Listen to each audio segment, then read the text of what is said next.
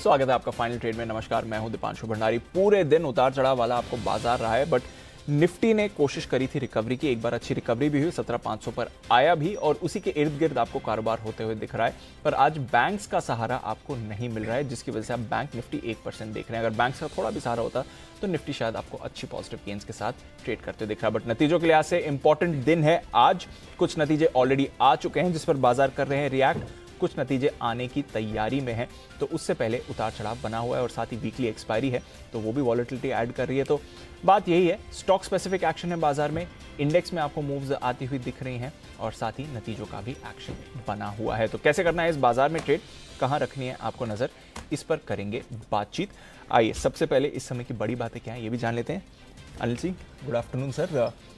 Nifty तो ठीक ठाक होल्ड आउट कर रहा है, बैंक निफ्टी का सहारा कम है, बट एक्शन वाला बाजार है सर ये। अपनी सुबह से बात ही हुई थी, आज बैंक निफ्टी पीछे रहेगा। आज अगर बैंक निफ्टी खराब नहीं होता तो निफ्टी तो अब तक हरे में आराम से टिका होता। बिल्कुल 1% से ज्यादा की कमजोरी है। पहले एक बार मैं बड़ी बातें बता दूं, फिर विश्लेषण करेंगे। आइए, ग्लोबल संकेत थोड़े कमजोर हैं। कल अमेरिका में हल्की कमजोरी के साथ बंद हुए और फिर आज सुबह से डाउ फ्यूचर्स हरे निशान में हल्की कमजोरी के साथ बंद हुए और फिर आज सुबह से डाउ फ्यूचर्स हरे निशान में आने की कोशिश करते हैं, पिटाई होती है, फिर नीचे आ जाते हैं, फिर थोड़ा ऊपर आने की कोशिश करते हैं, फिर पिटाई होती है। और यही हाल कमोबेश निफ्टी का भी, हरे निशान की तरफ 17,500 पर पहुंचने की कोशिश करते हैं, फिर पिटाई होती है, फिर नीचे। लेकिन हाँ, ऐसा कुछ गिर भी नहीं रहे। बैंक निफ्टी का ही प्रॉब्लम है जो करीबन 450 पॉइंट नीचे है। ऑटो नीचे है, रियल एस्टेट, फाइनेंस, ये तीनों ही सेक्टर नीचे है। लेकिन मिड कैप स्मॉल कैप शेयरों में भी चौतरफा प्रॉफिट बुकिंग और बिकवाली का माहौल आपको नजर आएगा। मेटल गिरा हुआ है, मेटल और pharma, FMCG, energy, IT index ये सारे ऊपर है, तो आधे ऊपर आधे नीचे है। तो ऐसा भी नहीं कि मतलब सब कुछ गिरा हो या सब कुछ ऊपर हो। रुपया वॉलेटाइल हो रहा है, गिरा काफ़ी अच्छा खासा, 83 रुपये 26 पैसे। जी हाँ, ये अब नया रिकॉर्ड बन चुका है गिरने का हमारा रुपए का डॉलर के सामने। लेकिन वहाँ से बहुत ही शानदार रिकवरी 30 पैसे की आई है और अब 82.95। तो रुपए ने बहुत ही बेहतरीन रिकवरी दी। मजे की बात है कि जब रुपया गिरा था तो हमारे बाजार गिरे नहीं। अब रुपया रिकवर हो रहा है तो हमारा बाजार बढ़ नहीं रहे। यूरोप 1% तक गिरा हुआ है, वहाँ कमजोरी है दी छोटी मोटी। तो ये है अब तक की बड़ी बात है। इनफैक्ट कल और आज में अगर आप आज का लो देख लें, कल जिस लेवल पर ओपन हुआ था वहाँ से आज का लो देखें तो 90 पैसे रुपया आपको एक बार कमजोर हो गया, कमजोर होते दिखा। तो वहां से 30 पैसे 60 पैसे कल के, 30 पैसे आज के बस परफेक्ट। चलिए नजर रखेंगे, बट थोड़ी रिकवरी रुपए में है, इस पर एक्शन है। थोड़ा यही बात करते हैं जो आज सुबह की कमेंट्री थी तो दिख भी रहा है, बैंक्स का सहारा नहीं है, बजाज डिफेंसिव्स पूरा मूव में आ गए सर। आईटी, फार्मा, एफएमसीजी ये तीनों एक्शन के लिए तैयार हो रहे हैं। ये थोड़ा रोटेशन दिख रहा है बाजार में या फिर नतीजों का भी रिएक्शन है, कैसे समझे इसे? स्टॉक स्पेसिफिक रिजल्ट वाला ही मामला था। बाकी तो आज दीप जहां खुल रहे थे हम, अपनी बात ही हुई थी कि 17,475 17,525 ऊपर की रेंज है, वहां पर आए बेचना चाहिए। आज के 525 का ही हाई है, लगभग उसी रेंज के आसपास जाकर रुके हैं। बैंक निफ्टी में 40,200 40,300 परफेक्ट रेंज है, राइट। 40,200 का ही हाई है, तो लेवल्स तो पूरे बाजार रेस्पेक्ट कर रहा है। 39,900 40,000 सपोर्ट रेंज है, ये आखिरी उम्मीद है। और अगर इसके नीचे हम ट्रेड करना शुरू करते हैं, टिक जाते हैं, तो बैंक निफ्टी में नीचे रास्ता खुल रहा है और वो सुन के आपको अच्छा नहीं लगेगा। फिर इमीडिएटली जो बड़ा सपोर्ट आता है दीप 39,600 के आसपास आता है। यहाँ से 300 पॉइंट की रिस्क खुलती है बैंक निफ्टी में।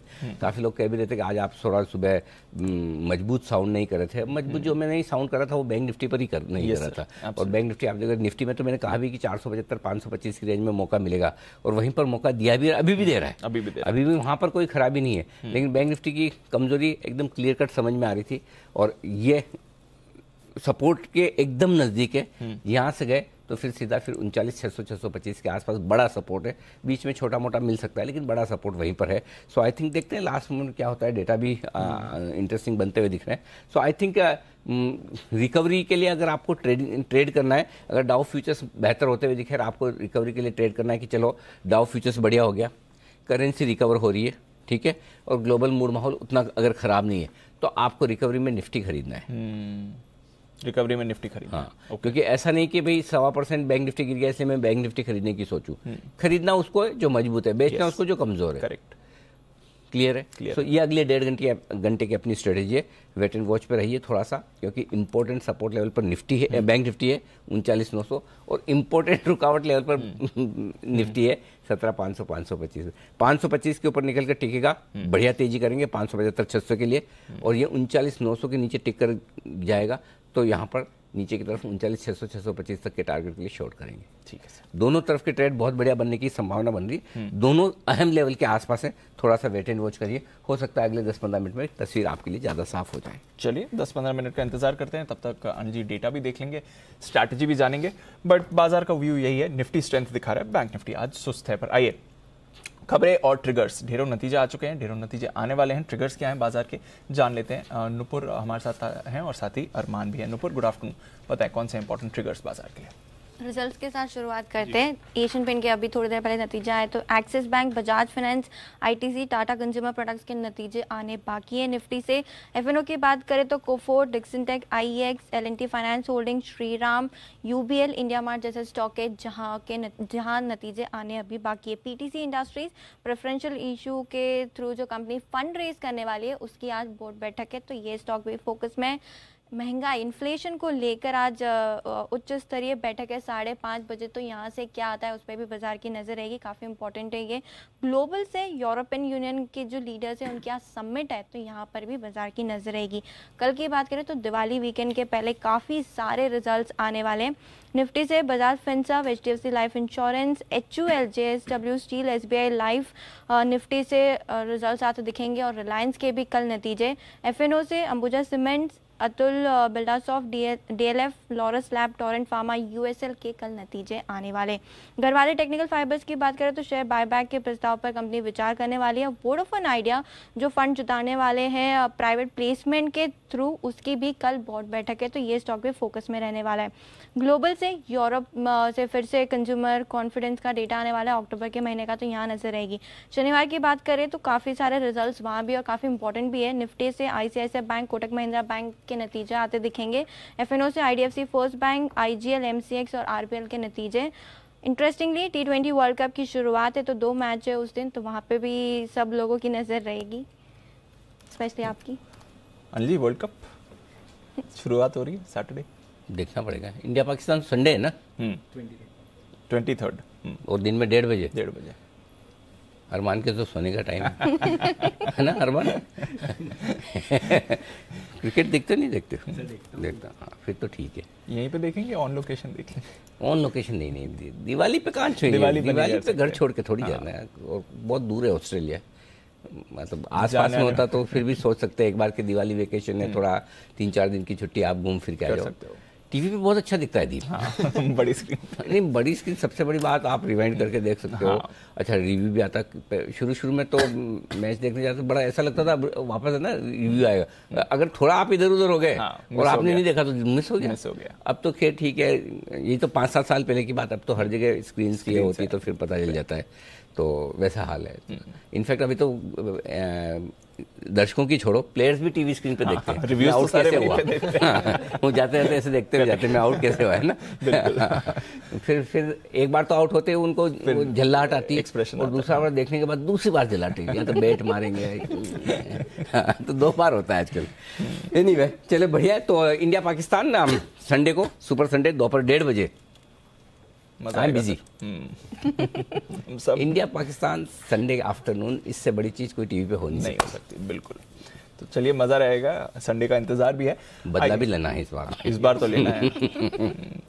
दबाव बनाओ सब पे, प्रेशर। हाँ। हमारे पे भी बहुत दबाव रहता है जब डाउ 1000 पॉइंट गिरता है और यहाँ 250-300 एसजीएक्स नीचे दिखता है, तो हम पे भी दबाव रहता है। बिल्कुल ऐसा दबाव हमारे क्रिकेटर्स पे भी रहता है। ट्वीट्स डालते हैं, मजाक की बात है। बिल्कुल बढ़िया खेल खेले, अपने दिल से खेले। एब्सोल्युटली। बाकी तो सूर्य कुमार यादव है ही।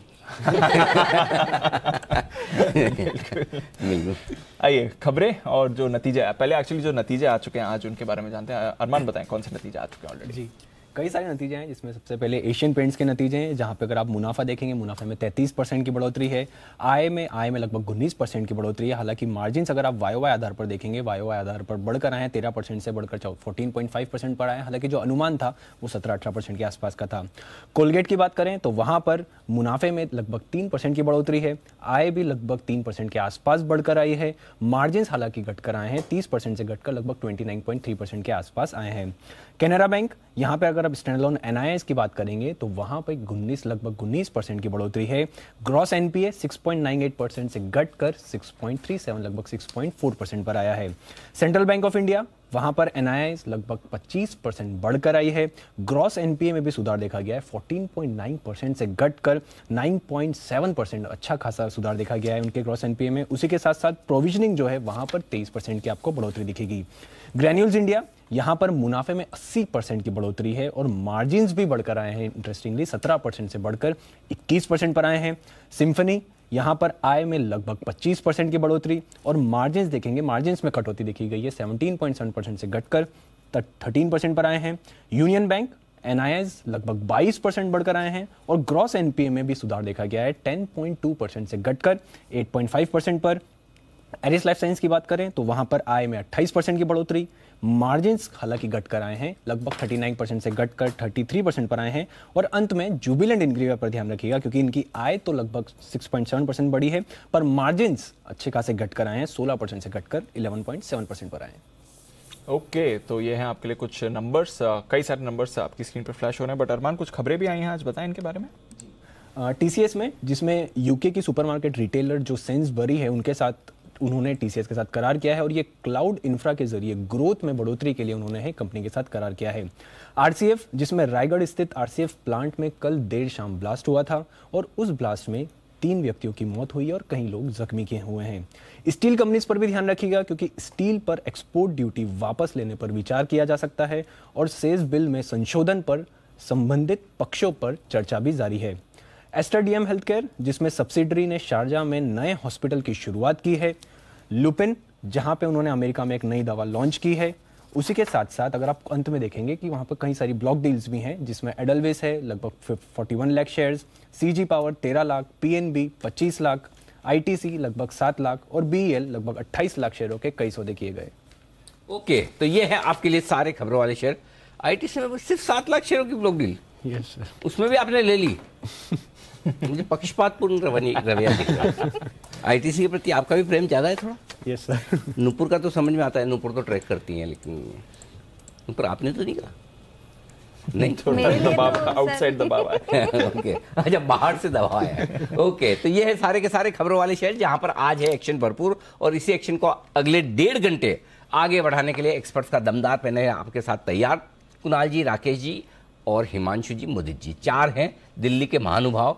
सुमित जी अकेले मुंबई का प्रतिनिधित्व करते हुए थोड़ी देर में उनका साथ देंगे श्रीकांत चौहान साहब, और जयपुर से जैन साहब भी जुड़ने की तैयारी में अभी थोड़े बिजी हैं। आइए स्वागत करते हैं आप सभी का बिगुल के साथ, और पहला बिगुल है हिमांशु जी के लिए।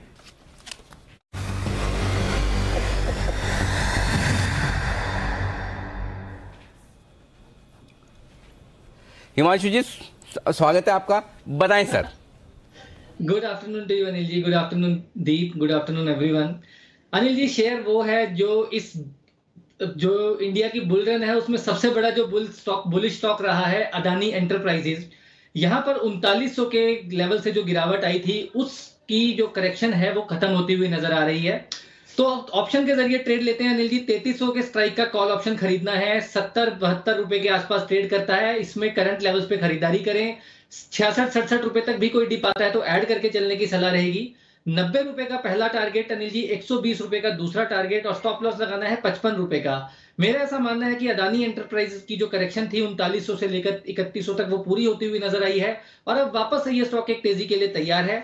इमीडिएट शॉर्ट टर्म में जो मेरा इमीडिएट पहला टारगेट है वो 3375 और उसके बाद 3420 रुपए तक के टारगेट्स है अदानी एंटरप्राइजेस में, जो कि मुझे लगता है कि एक आध दिन में आते हुए नजर आ सकते हैं।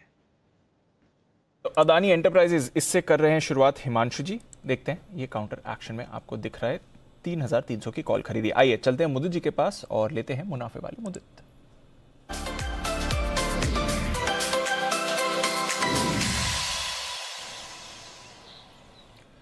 गुड आफ्टरनून मुदित जी, बताएं सर।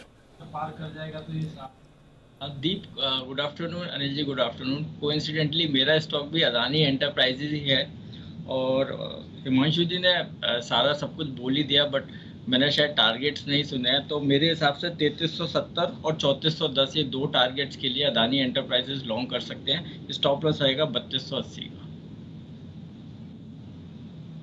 के लिए अदानी एंटरप्राइजेज जहां पर आपको रखनी है नजर। ये भी एक्शन में आ रहा है, कंसेंसस कॉल बन रही है हिमांशु जी और मुदित जी की तरफ से। यहाँ पर एक्शन रखे और जॉनसन हिताची यहाँ पर रखिए नजर। घाटा 9.3 करोड़ से बढ़कर 53 करोड़ का ये नंबर हम वेरीफाई करते हैं। अगर ये तो है बहुत बड़ा उछाल आया है घाटे में। आय भी घटकर आई है, 400 करोड़ के से घटकर 308 करोड़ की आय आई है। बट मोर इम्पोर्टेंटली 9 करोड़ का घाटा आपका बढ़कर 53 करोड़ का आते हुए दिख रहा है। ये बड़ा फॉल है। देखेंगे कुछ वन टाइम इम्पैक्ट है, कुछ टैक्स एडजस्टमेंट या फिर डिफर्ड टैक्स फैक्टर है जिसकी वजह से आप ये देख रहे हैं कोई एक मुश्त घाटा आ गया हो, बट बड़ा इम्पैक्ट दिख रहा है क्योंकि रेवेन्यू फॉल है, करीब 90 करोड़ का रेवेन्यू फॉल है, बट उसके सामने आप देख रहे हैं घाटा काफ़ी तेज़ी से बढ़ा है। उसका इम्पैक्ट भी इस पर आपको आते हुए दिख सकता है।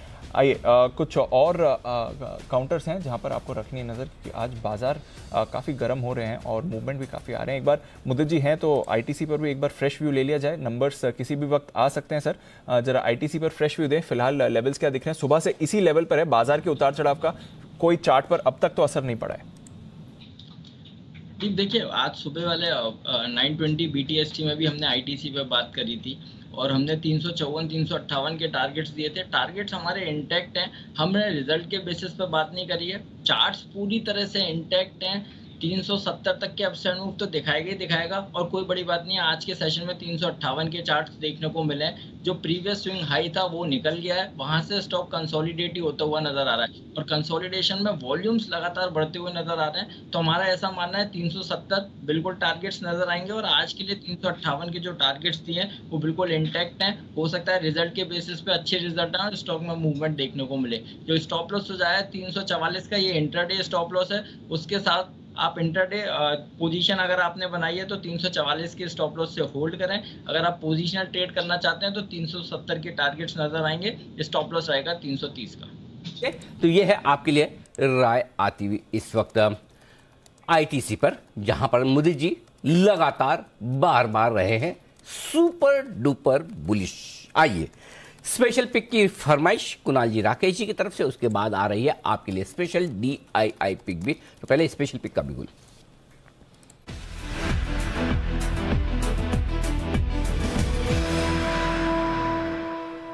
बताएं sir. Anil ji, special pick है अदानी पोर्ट्स पर। इसके अंदर अगर हम देखें तो नीचे से नीट क्लीन क्लियर रिवर्सल बन रहा है। बड़े अपमूव के बाद स्टॉक में बड़ी करेक्शन देखने को मिली थी। करेक्शन के खत्म होने के संकेत हैं, पॉजिटिव क्रॉसओवर है both leading and lagging indicators पर। ओवर टू कुणाल जी। अरे जी देखिए, बेस बिल्डिंग के संकेत हैं। स्टॉक कई दिनों से कंसोलिडेट कर रहा था और आज इसमें मोमेंटम बनता हुआ दिख रहा है। हमें लगता है कि अडानी पोर्ट्स में आपको एक बड़ा जबरदस्त अपमूव देखने को मिलेगा। रिस्क रिवॉर्ड मौजूदा स्तरों के हिसाब से बहुत फेवरेबल है, तो खरीद करके चलें। स्टॉप लॉस रखना है 805 रुपए पर। 805 के स्टॉप लॉस से बाय करें। पहला टारगेट होगा 835 रुपए का, इवेंचुअल टारगेट 860 रुपए का। तो बड़े पुल बैक, बड़े मूव के लिए खरीदारी करनी है अडानी पोर्ट्स। अडानी पोर्ट पर खरीदारी करने की राय कुणाल जी राकेश जी की तरफ से। राय देख लेते हैं राजेश पालिया साहब की, आज दिवाली इन्वेस्टमेंट आइडिया के तौर पर आपके सामने।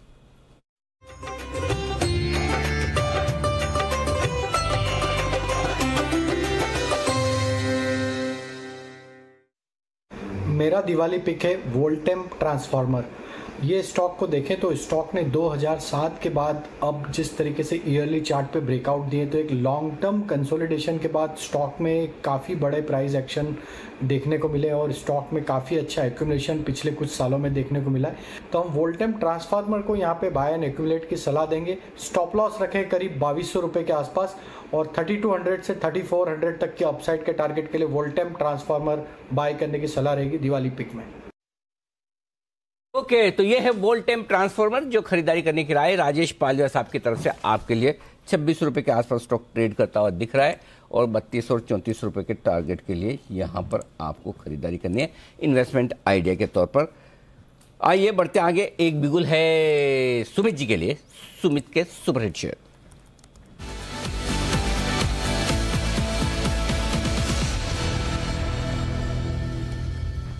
सुमित जी फरमाइए।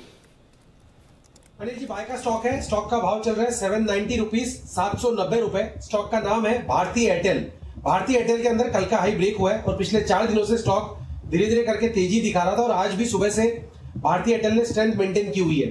तो आज और 2-3 दिनों के लिए भारतीय एयरटेल में यहाँ पे CMB पे खरीदारी करें। 780 रुपए का इसके अंदर नीचे में स्टॉप लॉस लगाएं भारतीय एयरटेल में जो ऊपर के टारगेट देखने को मिल सकते हैं, 800 रुपया पहला टारगेट ट्रेडिंग के लिहाज से, 810 का दूसरा टारगेट। ये दो टारगेट्स को ध्यान में रखते हुए भारतीय एयरटेल को यहाँ पे सीएमपी पर खरीदारी करें 780 के स्टॉप लॉस से 800 से 810 के टारगेट्स के लिए। ओके, तो ये है आपके लिए टारगेट पूरा का पूरा इस वक्त आता हुआ। भारतीय एयरटेल पर 790 का प्राइस है, 780 का 10 रुपये का छोटा स्टॉप लॉस, 800 और 810 के टारगेट के लिए खरीदारी करने का इरादा रखते हैं सुमित जी। आइए कुछ और स्टॉक्स जहां पर एक्शन भरपूर होता हुआ दिख रहा है वहां पर राय ले ली जाए। एशियन पेंट्स नतीजों के बाद कमजोर होकर 3130-35 के आसपास ट्रेड करता हुआ दिख रहा है। एक बार जरा इसके चार्ट्स पर राय ले ली जाए। बंसल जी, आपकी मधुरवाणी सुने हुए अरसा हो गया, सुबह सुनी थी 11:30 10:30 पौने 11 के आसपास, उसके बाद से सुनी नहीं। जरा बताएं सर इसके चार्ट्स पर अपनी राय। अनिल जी, पहले तो अनिल जी अभी तो मधुरवाणी सुनाई। अनिल जी अभी एक कॉल भी दिया है अदानी पोर्ट्स पर, ऐसा नहीं है कि अभी मधुरवाणी नहीं सुनी है आपने। और अनिल जी, एशियन पेंट्स के अब टेक्निकल चार्ट की बात करें तो यहाँ पे तो नतीजों के बाद एक ब्रेकडाउन देखने को मिल रहा है। चार्ट्स यहाँ नेगेटिव हैं, तो यहाँ पर भी वेट एंड वॉच करना चाहिए। नीचे में 3065 3075 सपोर्ट है, 3132 के अराउंड चल रहा है और 3240 रेजिस्टेंस है। तो सपोर्ट और रेजिस्टेंस फार अवे हैं, तो भी एज ऑफ नाउ कुछ भी करने की राय नहीं है। जिनके पास है ट्रेडिंग के नजरिए से लिया है, निकल जाएं। जब फ्रेश ट्रिगर बनेंगे तब खरीदारी करेंगे। एज ऑफ नाउ अवॉइड करें एशियन पेंट्स को। ओके, जब भी बंसल जी का मन ना कॉल देने का हो तो वो कहते हैं अवॉइड करें। बंसल जी आपने कहा, हमने अवॉइड कर दिया। We will avoid asking you tough questions on Asian Paints. ठीक है, आइए बढ़ते आगे। और अब वक्त है एक्सक्लूसिव रिसर्च का, और एक बेहतरीन रिसर्च के साथ जुड़ रहे हैं अरमान नाहर हमारे साथ।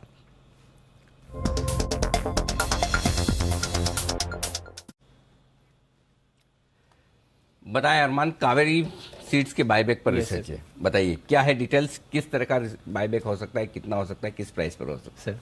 सर हमारा अनुमान ये है कि जो बायबैक का भाव आ सकता है वो आ सकता है 600 से 650 का। अब उसी के साथ साथ अगर आप देखेंगे ऐलान के दिन से, लगभग 33 से 45% के प्रीमियम पर जो होता है कंपनी बायबैक का जो भाव है वो अनाउंस करती है। अब इसमें इंटरेस्टिंग चीज ये है सर इसमें कि आप इन्होंने जो 2017 में बायबैक करा है, 2018 में करा है, 2019 में करा है, 2021 में करा है, पिछले 4 बायबैक कर चुके हैं ये।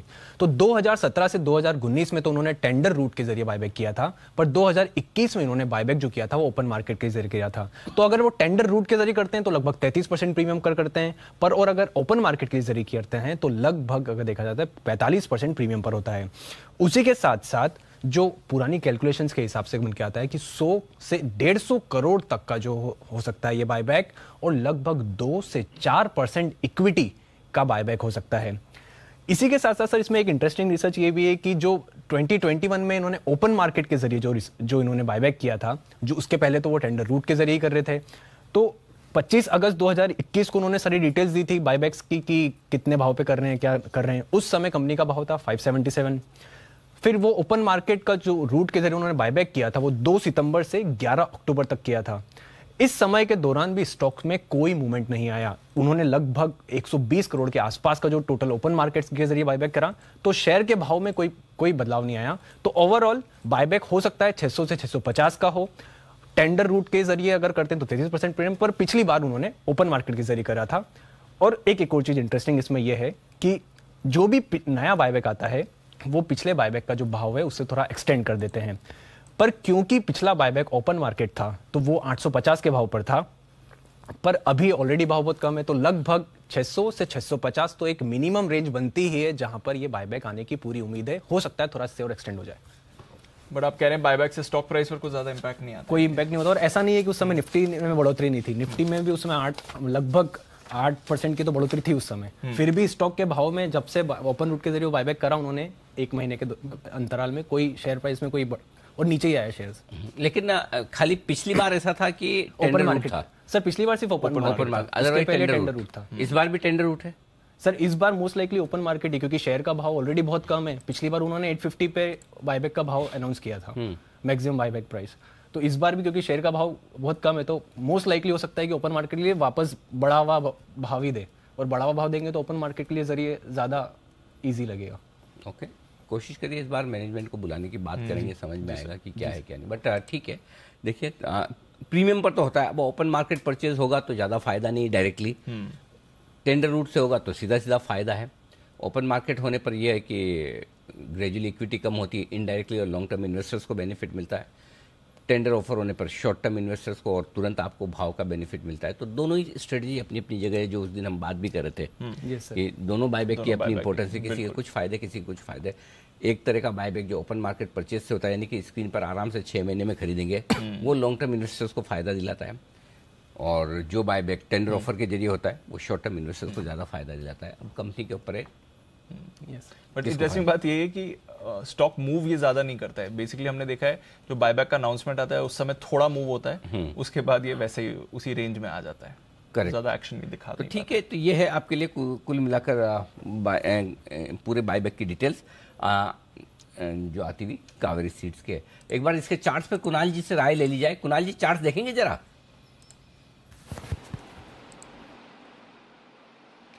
अनिल जी बिल्कुल, कावेरी सीट का अगर अनिल जी चार्ट देखें तो जिस तरह का स्ट्रक्चर यहाँ पर है अनिल जी, मुझे लगता है कि ये जो पूरा स्पेस है इसमें आपको दोबारा से एक मोमेंटम बनता हुआ दिख रहा है। बावजूद उसके अनिल जी इस चार्ट पर अगर आप देखें तो बहुत समय से एक रेंज हमें दिख रही है। मुझे नहीं लगता कि इस रेंज से तुरंत ये स्टॉक बाहर आएगा। नीचे के लेवल से एक अच्छी रिकवरी इस खबर के चलते आती हुई दिख रही है, लेकिन मल्टीपल रेजिस्टेंसेस हैं, हर लेवल पर आपको बिकवाली का दबाव देखने को मिलेगा। तो मेरी राय में अनिल जी फिलहाल अवॉइड करने की राय है। जिनके पास पोजीशन है उछाल में निकले, अवंती सीड में स्विच कर जाएं, ये बेहतर रणनीति हो। जो दोनों में सीड है इसलिए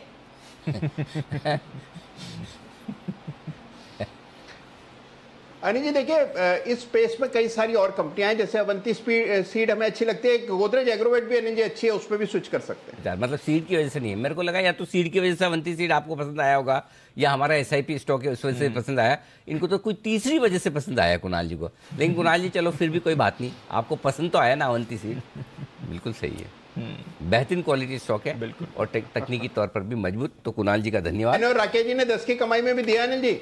अच्छा, okay, nice, wonderful, very good, okay, चलिए बहुत ही बढ़िया। तो ये है आपके लिए स्विच करने के लिए बेहतरीन ऑप्शन, कावेरी सीड से अवंती सीड। और फिर भी अगर आपको लगता है कि कुणाल जी बायस होकर सीड टू सीड राय दे रहे हैं, अच्छा ये तो फीड है फीड और सीड, अच्छा फीड है, ओके, अवंती फीड है, ओके। आइए बढ़ते आगे और बिल्कुल हिमांशु जी के लिए हिटमैन हिमांशु।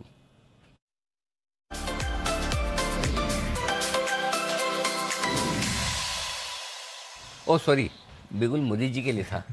हिमांशु जी मोदी जी को सेम शो में जब भी सेम शो में बुलाना ठीक है कि अलग अलग रखना चाहिए? आप दोनों को कोई आपत्ति तो नहीं है सेम शो में एक साथ आने में? हाँ हिमांशु जी। अनिल जी जब तक सही का बिगुल बजता रहेगा तब तक कोई आपत्ति नहीं है। तो ये मतलब अभी जो मोदी जी का बिगुल बजा वो सही था या गलत? अनिल जी पता नहीं, कॉल तो मेरे को भी देनी है तो नहीं पता। अच्छा मुझे भी यही ध्यान था आपको देनी है, लेकिन हमारे अनिल जी जी जी जी मोदी जी सर, अब जैसे हिमांशु जी को भी कॉल देनी है, अब डर ये लग रहा है कहीं फिर से स्टॉक सेम ना हो जाए। तो पहले आपका बज गया बिल्कुल, आप तो एंजॉय करो लाइफ, आप तो बोलो इस बार प्लीज फर्स्ट मेरे पास आ जाइए। जी जी, अरे आप ही का बिल्कुल बजाय, बताएं सर। देखिए IT स्टॉक्स में मोमेंटम बना हुआ है, और जो स्टॉक पे हम बात कर रहे हैं माइंट्री 3430 स्पॉट के लेवल हैं, यहाँ पर खरीदारी करके चलने की सलाह दे रहे हैं। इस स्टॉक में आज दो चीज अलग सी देखने को मिल रही है। सबसे पहले चार्ट्स में लास्ट 5 दिनों से कुछ कंसोलिडेशन था, 200 डेमा के पास से स्टॉक ने सपोर्ट लिया, एक पेनेंट पैटर्न बनाया, उसका ब्रेकआउट आज के सेशन में नजर आया।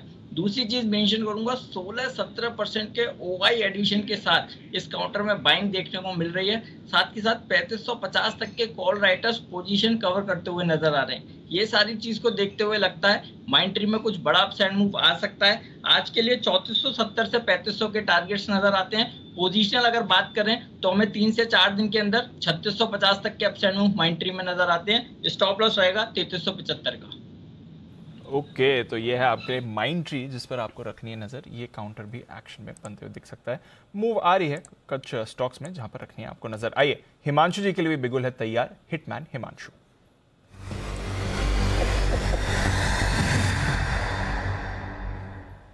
बताएं सर। दीपांशु पहले तो एक अपडेट, अदानी एंटरप्राइजेज में जो कॉल ऑप्शन हमने दिया था वो 10 मिनट के अंदर उसका टारगेट 90 रुपए का पहला टारगेट हिट हुआ है। स्टॉप लॉस को ट्रेल करें, बने रहें और बड़ी मूव वहां पर आती हुई नजर आ सकती है। अब जो मुझे कॉल देना है वो एक पीएसयू बैंक से है, और पीएसयू बैंक्स में आज हमने कैनरा बैंक के नंबर्स के बाद बजाय इस बावजूद इसके कि निफ्टी बैंक आज एक अंडर परफॉर्मेंस दिखा रहा है, एक बहुत जबरदस्त तेजी बनी हुई है, और ऑप्शन स्ट्रेटजी के जरिए मैं एक ट्रेड देना चाहूंगा आने वाले 1 से 2 दिनों के लिहाज से। इसमें हमें खरीदना है बैंक ऑफ बड़ौदा में 140 के स्ट्राइक का कॉल ऑप्शन, जो कि अभी करंटली ट्रेड कर रहा है 3 रुपए 60 पैसे के आसपास। यहाँ पर बहुत ही अट्रैक्टिव रिस्क रिवॉर्ड रेशो है। मुझे ऐसा लगता है कि यहाँ पर सिर्फ 80 पैसे का स्टॉप लॉस मेंटेन करना है डाउन साइड में, यानी कि 2 रुपए 60 पैसे का नीचे का 2 रुपए 80 पैसे का स्टॉप लॉस लगाना है। अपसाइड में जो पहला टारगेट रहेगा वो रहेगा 7 रुपए का, और दूसरा टारगेट 9 रुपए का। और क्योंकि हम एक्सपायरी के पास है तो मुझे लगता है कि ये टारगेट्स नेक्स्ट वीक मंडे तो ऑफ है, ट्यूसडे तक आते हुए नजर आ सकते हैं।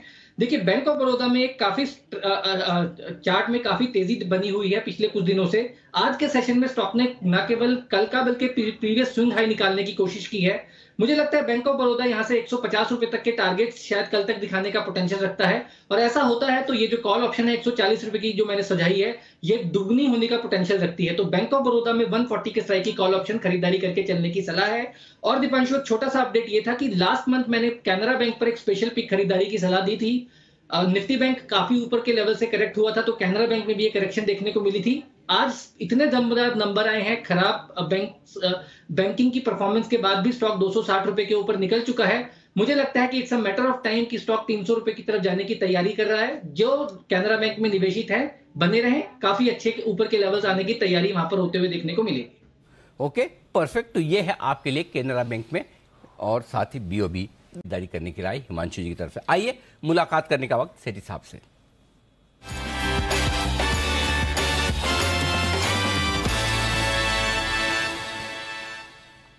फरमाए सेठी साहब, क्या है इरादा?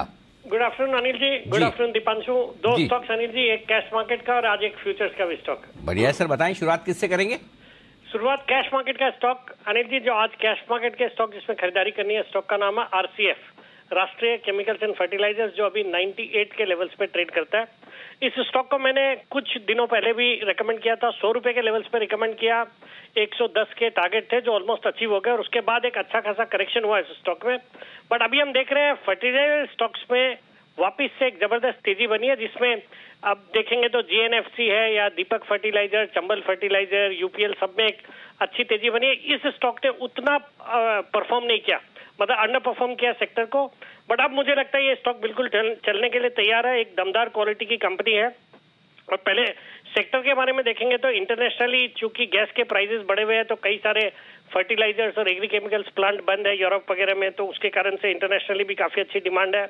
फिर बाकी ये कंपनी के फंडामेंटल्स बहुत अच्छे हैं। रिटर्न ऑन इक्विटी 18%, फिर पिछले 3 साल का पैट का कैगर है 121%, डिविडेंड यील्ड है 4%, और वैल्यूएशन के लिहाज से देखेंगे 7 के मल्टीपल पे स्टॉक ट्रेड करता है, जबकि जो पीयर्स है बाकी के फर्टिलाइजर स्टॉक्स है 12-14 के मल्टीपल पे ट्रेड करते हैं।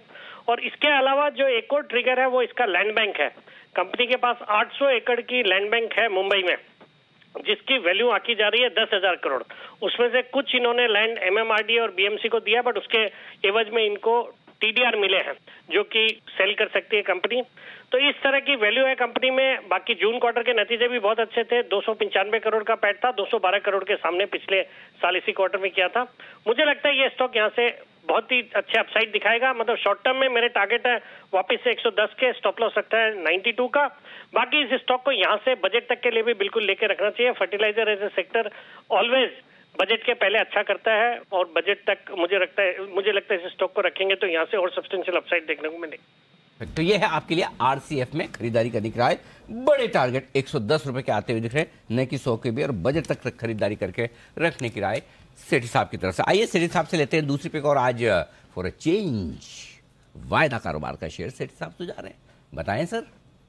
बिल्कुल अनिल जी, जो आज F&O का स्टॉक है, आईटी स्टॉक है जो सेक्टर आज फोकस में है, और यहाँ से एक छोटी साइज की IT company Birlasoft, B soft के अक्टूबर फ्यूचर्स में खरीदारी करने की सलाह। 284 के लेवल पे ये अक्टूबर फ्यूचर्स अभी ट्रेड करते हैं। एक मिड साइज आईटी कंपनी है जो कि मेनली बीएफएसआई और मैन्युफैक्चरिंग, इन सेक्टर्स के लिए एंटरप्राइज सॉल्यूशंस प्रोवाइड करने का काम करती है। इसके अलावा क्लाउड सर्विसेज और डिजिटल ट्रांसफॉर्मेशन में भी है।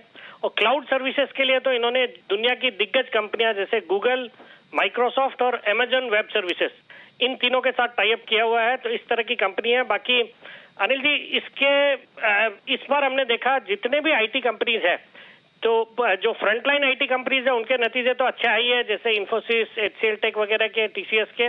मिड कैप आईटी स्टॉक्स ने भी अच्छा किया है, जैसे माइंडट्री है या परसिस्टेंट सिस्टम्स है। मुझे लगता है इस कंपनी के भी इस तिमाही के नतीजे अच्छे रहेंगे, बिकॉज एक तो एट्रिशन इनका काफी मॉडरेट हुआ है, एट्रिशन रेट्स कम हो गए हैं, फिर रुपये का डिप्रिसिएशन का बेनिफिट होना है, एक अच्छी ऑर्डर पाइपलाइन है। बाकी इस कंपनी की पिछली तिमाही के जो नतीजे आए थे उसमें मैनेजमेंट ने उसके बाद जो कॉन्फ्रेंस थी उसमें बताया कि 2 बड़ी डील जो पिछले क्वार्टर में अनाउंस होनी थी वो पोस्टपोन होके इस क्वार्टर में आ रही है। तो वो बड़ी डील अगर इस क्वार्टर में आई है तो उसके रेवेन्यूज जो आएंगे तो मुझे लगता है इस तिमाही के नतीजे और अच्छे होने चाहिए जो बाजार एक्सपेक्ट कर रहा है उससे। बाकी इस कंपनी ने अगस्त के महीने में ही, मतलब अब करीबन 1.5 महीने पहले ही 500 रुपए के भाव से बाईबैक किया है। 390 करोड़ का बाईबैक था जो कि 500 रुपए के प्राइस पे किया कंपनी ने, और आज ये स्टॉक 283-84 के लेवल पे ट्रेड करता है। मुझे लगता है बहुत ही सस्ता है, वैल्यूएशंस के लिहाज से भी अच्छा है, 16 के मल्टीपल पे ट्रेड करता है। बाकी अनिल जी, और ईयरली हाइज है 585 के, तो मुझे लगता है ये स्टॉक यहाँ से अच्छा करना चाहिए। इसमें खरीदारी करने की सलाह है। कंजर्वेटिव टारगेट है शॉर्ट टर्म का 295, 300 का स्टॉप लॉस रखना है 275। 275 का स्टॉप लॉस, और दोनों स्टॉक बड़े एक्शन में। और बिरला सॉफ्ट कल नतीजे पेश करने वाला है। दीप, अच्छी बात है कि इसका ज़्यादातर रेवेन्यू अमेरिका से आता है। Yes sir. तो अमेरिका से जो रेवेन्यू आया अभी तक जिन के उन कंपनियों के ठीक आए, अच्छे रहे। दिक्कत खाली यूरोप में है। तो उम्मीद कर सकते हैं कि आपका नंबर्स बढ़िया रहने चाहिए बिरला सॉफ्ट के। बिल्कुल सर, लग सकता है लगभग 85-90% कारोबार इनका अमेरिका से। तो अमेरिका के बाहर कम है, तो यूरोप में होता तो मामला ढीला हो सकता था। अदरवाइज जो अमेरिका का, टीसीएस का, इन्फोसिस का, दोनों का आप अमेरिका बिजनेस देखेंगे तो ठीक है, ठीक रहेगा, वहाँ वहाँ दिक्कतें नहीं है। दूसरा ही कि आरसीएफ, आज सुबह सुबह डीसीएम श्रीराम के भी रिजल्ट्स आए थे। फर्टिलाइजर सेगमेंट जो डीसीएम श्रीराम का है उसका रेवेन्यू 99% यानी कि लगभग दुगुना हुआ है। तो आप उम्मीद कर सकते हैं कि फर्टिलाइजर्स कंपनियों के नतीजे इस बात के मजबूत रहेंगे। आरसीएफ के कब है ये तो मुझे पता नहीं रिजल्ट, लेकिन रिजल्ट्स मजबूत आने चाहिए, ये बात पक्की है। और अब से लेकर बजट तक तो समय इन्हीं का है, बना हुआ है बिल्कुल फर्टिलाइजर कंपनी का। ठीक है, चलिए। दिन के हाई पर सर, सीरियसली आपकी स्ट्रैटेजी का इंतजार है। वाओ, बहुत सारे डेवलपमेंट्स हैं, बात करेंगे इनके बारे में। चलिए आइए, अनिल जी की स्ट्रैटेजी।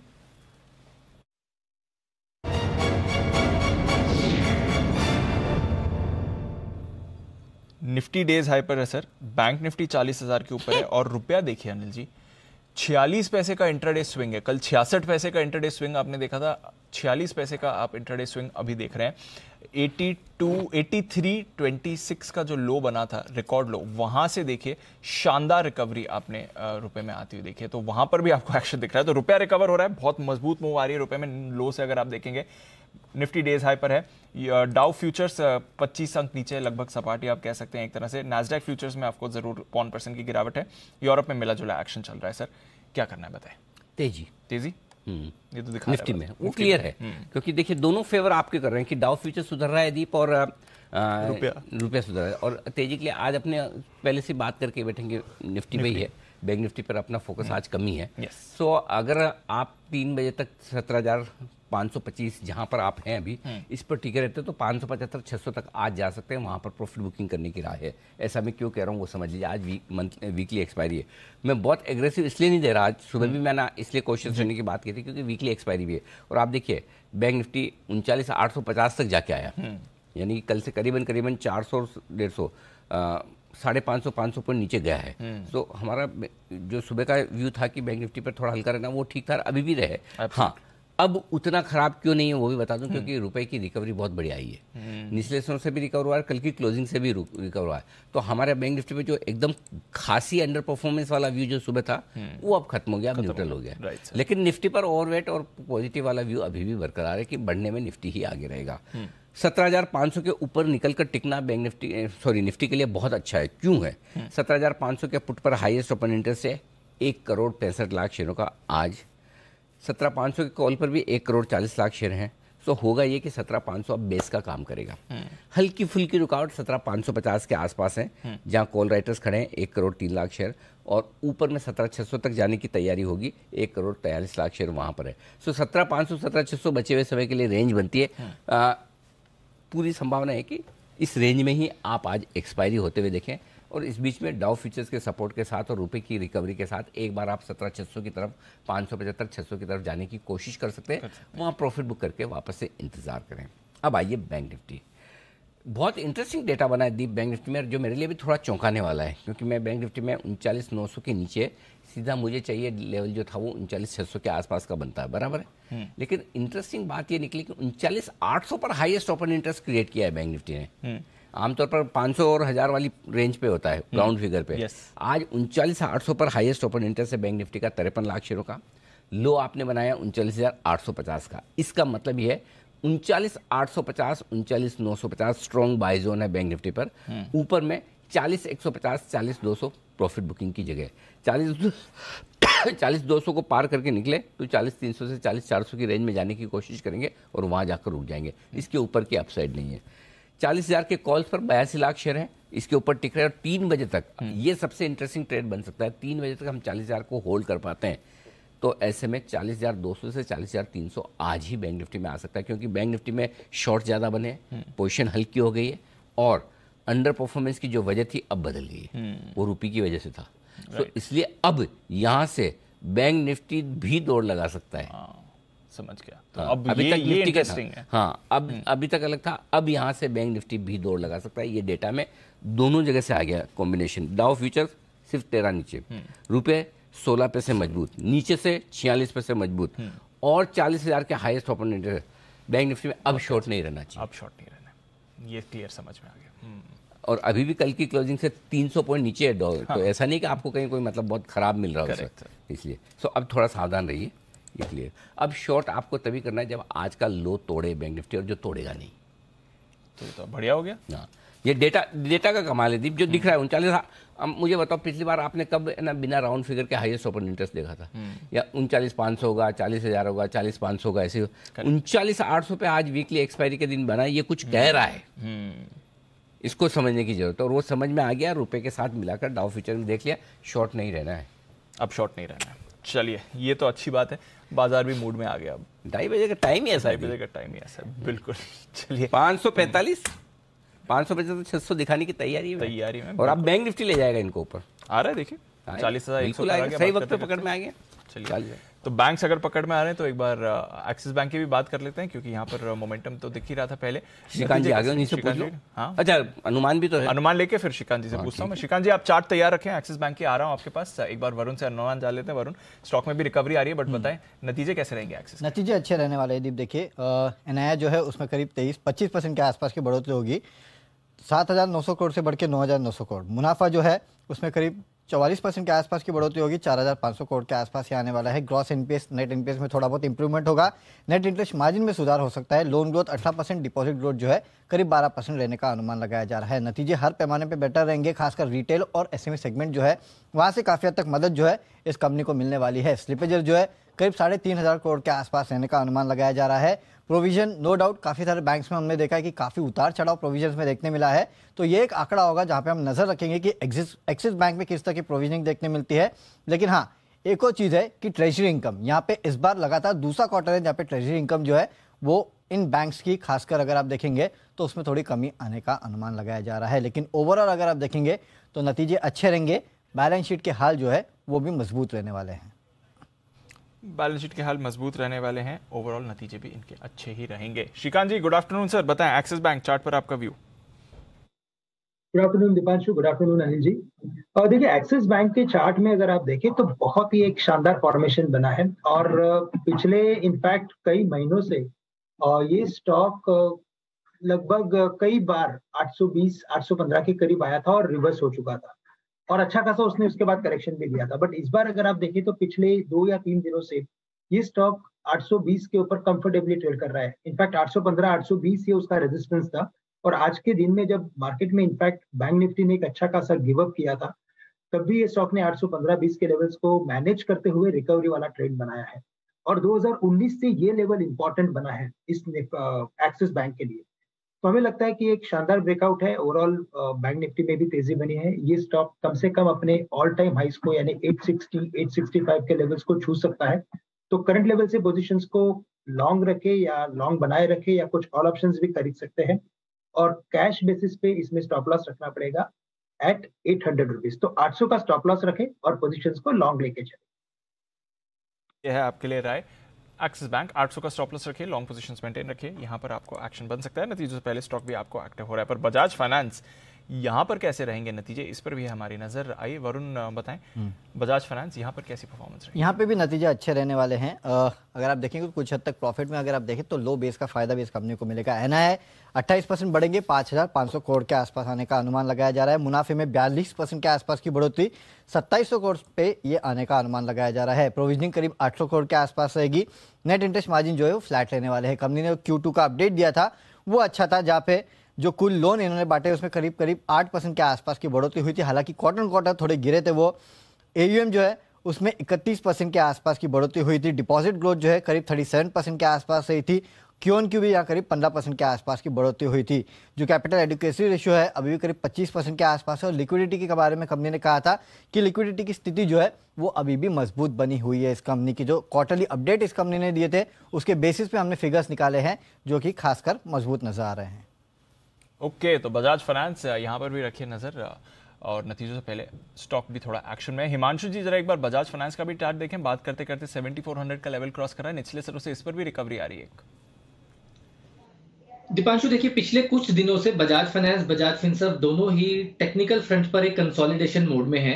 मुझे लगता है कि शायद नंबर्स का ही इंतजार है, उसी के बाद एक फ्रेश ट्रिगर इसमें लेने की जो स्ट्रेटजी है वो मुझे लगता है सही रहेगी। लेकिन अगर प्योरली मैं चार्ट्स देखता हूं तो मुझे लगता है कि बजाज फाइनेंस 7,550 के ऊपर अगर नंबर्स के बाद निकलता है तो मुझे लगता है कि यहाँ पर वन वे तेजी आती हुई नजर आ सकती है और स्टॉक 300 से 500 रुपए तक का मूव बहुत शॉर्ट टर्म में दिखाता हुआ नजर आएगा। तो मेरे लिए यहाँ पर एक कंडीशनल बाय रहेगा। नंबर्स के बाद अगर ये स्टॉक 7550 7600 का लेवल पार करता है तो मैं यहाँ पर 8000 के टारगेट्स के लिए खरीदारी करके चलना चाहूंगा। आपके लिए बजाज फाइनेंस जिस पर आपको मूव अच्छी आती हुई दिख रही है, बजाज फाइनेंस और एक्सिस दोनों मूवमेंट में सामने AU स्मॉल फाइनेंस और इंडसइंड दोनों में आपको वीकनेस दिख रही है। तो नतीजों के बाद ये काउंटर्स थोड़े वीक हैं। बट एक स्टॉक और जिस पर आपको रखनी है नजर, और वो है आपके लिए UPL। हम बाकी फर्टिलाइजर स्टॉक्स और एग्रोकेमिकल स्टॉक्स की बात कर रहे थे, UPL आज अच्छे मोमेंटम में दिख रहा है, खरीदारी भी इस पर हो रही है। सुमित जी, UPL आज के लिए क्या रहा है? 5% की तेजी दिख रही है चार्ट पर। अच्छा रिवर्सल देखने को मिल रहा है दीपांशु आज के लिए, और अगले हफ्ते के लिए UPL में खरीदारी करके चले। कोई भी अगर डिप आता है तो लोड लेवल्स में इसमें लॉन्ग पोजीशंस इनिशिएट करें 700 के आसपास, एग्जिस्टिंग पोजीशंस होल्ड करें। पिछले 10 से 15 दिनों के हाई UPL में ब्रेक हो रहे हैं। 710 के ऊपर क्लोजिंग मिलने पे स्टॉक में मोमेंटम और बढ़ेगा और फिर 730 रुपए से लेके 740 रुपए तक का मूव आने वाले कुछ ही दिनों में UPL में यहां से ऊपर की ओर देखने को मिल सकता है। तो स्टॉक के अंदर बढ़िया रिवर्सल का साइन है। लॉन्ग पोजीशंस होल्ड करें और फ्रेश खरीदारी करें 730 740 के टारगेट्स लिए। ओके, तो ये रहा है आपके लिए UPL में। आइए अब करते हैं भसीन साहब से मुलाकात।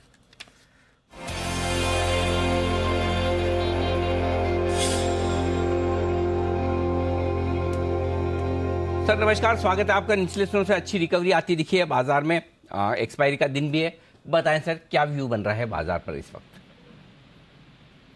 गुड आफ्टरनून अनिल जी। तो देखिए, मैं वही आपको कह रहा हूँ, मंदी और तेजी वाला दोनों कट रहे हैं और बाजार का अंडरटोन बहुत स्ट्रांग है। चाहे कैन बैंक के रिजल्ट हो, चाहे इंडसइंड बैंक के रिजल्ट हो। आज आप देखिए, जो मेरा एक बड़ा फेवरेट शेयर था 32, 34, 35 पे, यूनियन बैंक, क्या रिजल्ट आए हैं।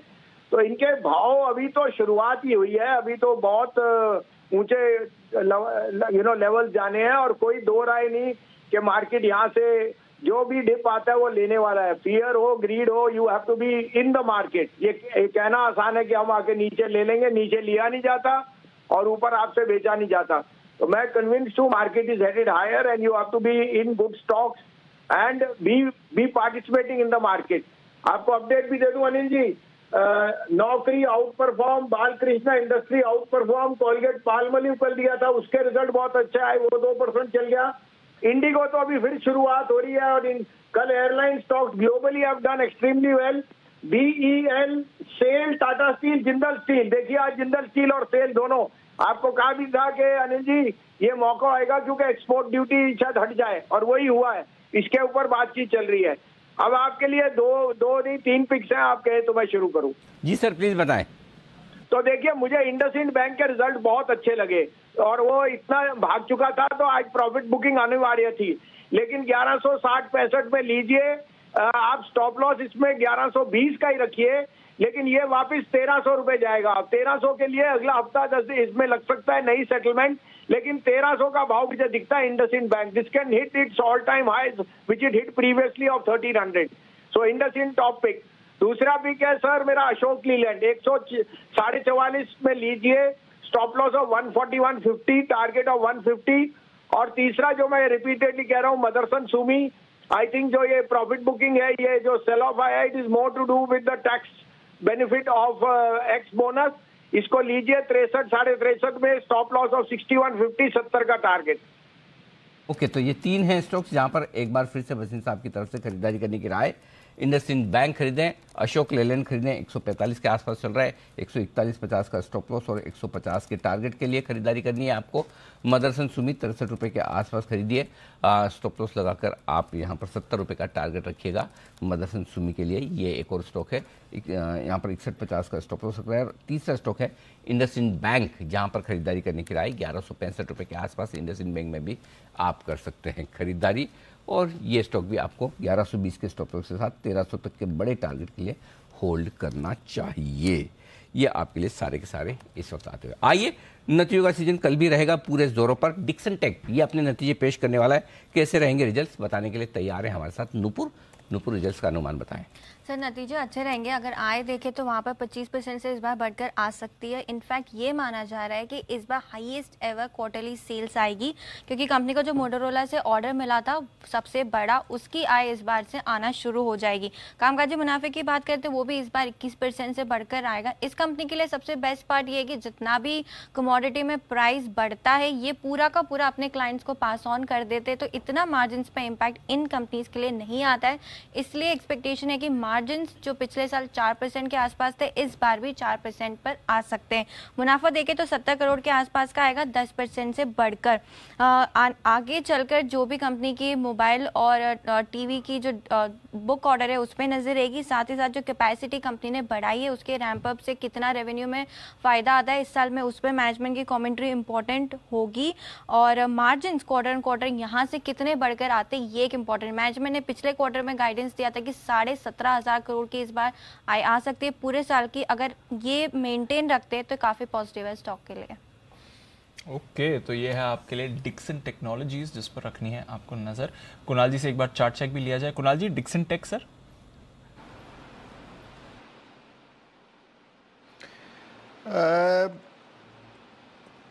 देखिए दीपांशु, अगर डिक्सन टेक का चार्ट देखें तो जिस तरह का स्ट्रक्चर है स्टॉक में हमने एक कंसोलिडेशन देख रहे हैं और मुझे लगता है कंसोलिडेशन कुछ समय और चलेगा। एक मेजर सपोर्ट है चार्ट पर जो कि 4200 से थोड़ा नीचे 4150 के आसपास है, तो 4150 नीचे की ओर एक मेजर सपोर्ट है। स्टॉक कंसोलिडेट कर रहा है।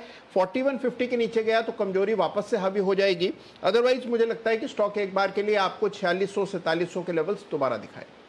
ओके, तो ये है आपके लिए डिक्सन टेक जिस पर रखनी है आपको नजर। एक्शन में ये काउंटर आ सकता है, बट नतीजे हैं, देखते हैं उससे किस तरह की मूव रखेगी। फिलहाल एकदम सपाट है, बट बाजार पर अपनी राय और एक बेहतरीन ऑप्शन की स्ट्रैटेजी देने के लिए तैयार हैं जय ठक्कर। करते हैं उनका स्वागत कैश का ऑप्शन।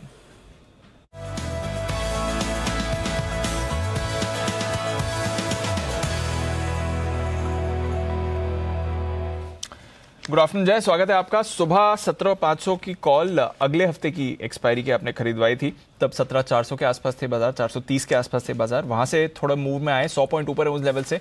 पहले इस कॉल का अपडेट दें और फिर अपनी फ्रेश राय भी दें जाए। दीप, मॉर्निंग में मैंने 17,500 कॉल ऑप्शन ऑन डिप्स खरीदने को कहा था एंड मेरा व्यू पॉजिटिव था। हालांकि वो जो लेवल्स मैंने दिए थे वो लेवल्स पर तो वो कॉल ऑप्शन आया नहीं, बट देन व्यू जो था हमारा पॉजिटिव वो प्ले आउट हुआ है। बट देन 17,500 की कॉल अप मैं करंट मार्केट प्राइस पर खरीदने की सलाह दे रहा हूं, जो 145 पर ये ट्रेड कर रहा है। 145 पर खरीदे, 17,500 के स्ट्राइक का कॉल ऑप्शन। एंड यहाँ पे आपको स्टॉप लॉस प्लेस करना होगा दीपांशु 98 का। सो 145 पर खरीदे, 98 का स्टॉप लॉस रहेगा। पहला टारगेट जो यहाँ पे बन रहा है that is 192 and second target would be 229। So 192 and 229 ये दो टारगेट्स के लिए आपको खरीदना होगा 17,500 कॉल। मेरा ये मानना है कि आज के रिकवरी के साथ Nifty is likely to head towards 17,600 initially 17,600, और वो लेवल्स जैसे ही निकलते आई थिंक उसके बाद तो कोई मेजर बड़ा रेजिस्टेंस मुझे नजर नहीं आ रहा है, at least in the levels of 17,750 800 range. तो 17,750 से 800 की रेंज भी आपको देखने मिल सकती है। ऑन द डाउन साइड आज की remaining part of the closing session के लिए तो 17,500 ये अहम लेवल है, but then I think that कि 17,400 450 की रेंज जो है उसके बाद पोजिशनल या तो शॉर्ट टर्म पर्सपेक्टिव अच्छा सपोर्ट बनी रहेगी निफ्टी में। सो आई थिंक निफ्टी में लॉन्ग साइड पर ही अभी भी बने रहे, जब तक कोई डिसिसिव हमें रिवर्सल नहीं देखने मिलता तब तक ओवरऑल ट्रेंड बुलिश रहेगा। यह है आपके लिए कैश का ऑप्शन खरीदारी करने के लिए 17,500 वाला कैश का ऑप्शन खरीदें, लेकिन अगले हफ्ते वाला, आज वाला नहीं। वैसे तो आप अगले हफ्ते वाले ही खरीदेंगे, 145 रुपए देखते ही आपको समझ में आ जाएगा, फिर भी बताना हमारा फर्ज है। 192 229 ये 2 टारगेट के लिए जय की राय है खरीदारी करने की ऑप्शंस की। आइए बढ़ते आगे, वक्त है आपके लिए स्पेशल दिवाली पिक्स ब्रोकरेजेस की तरफ से लाने का।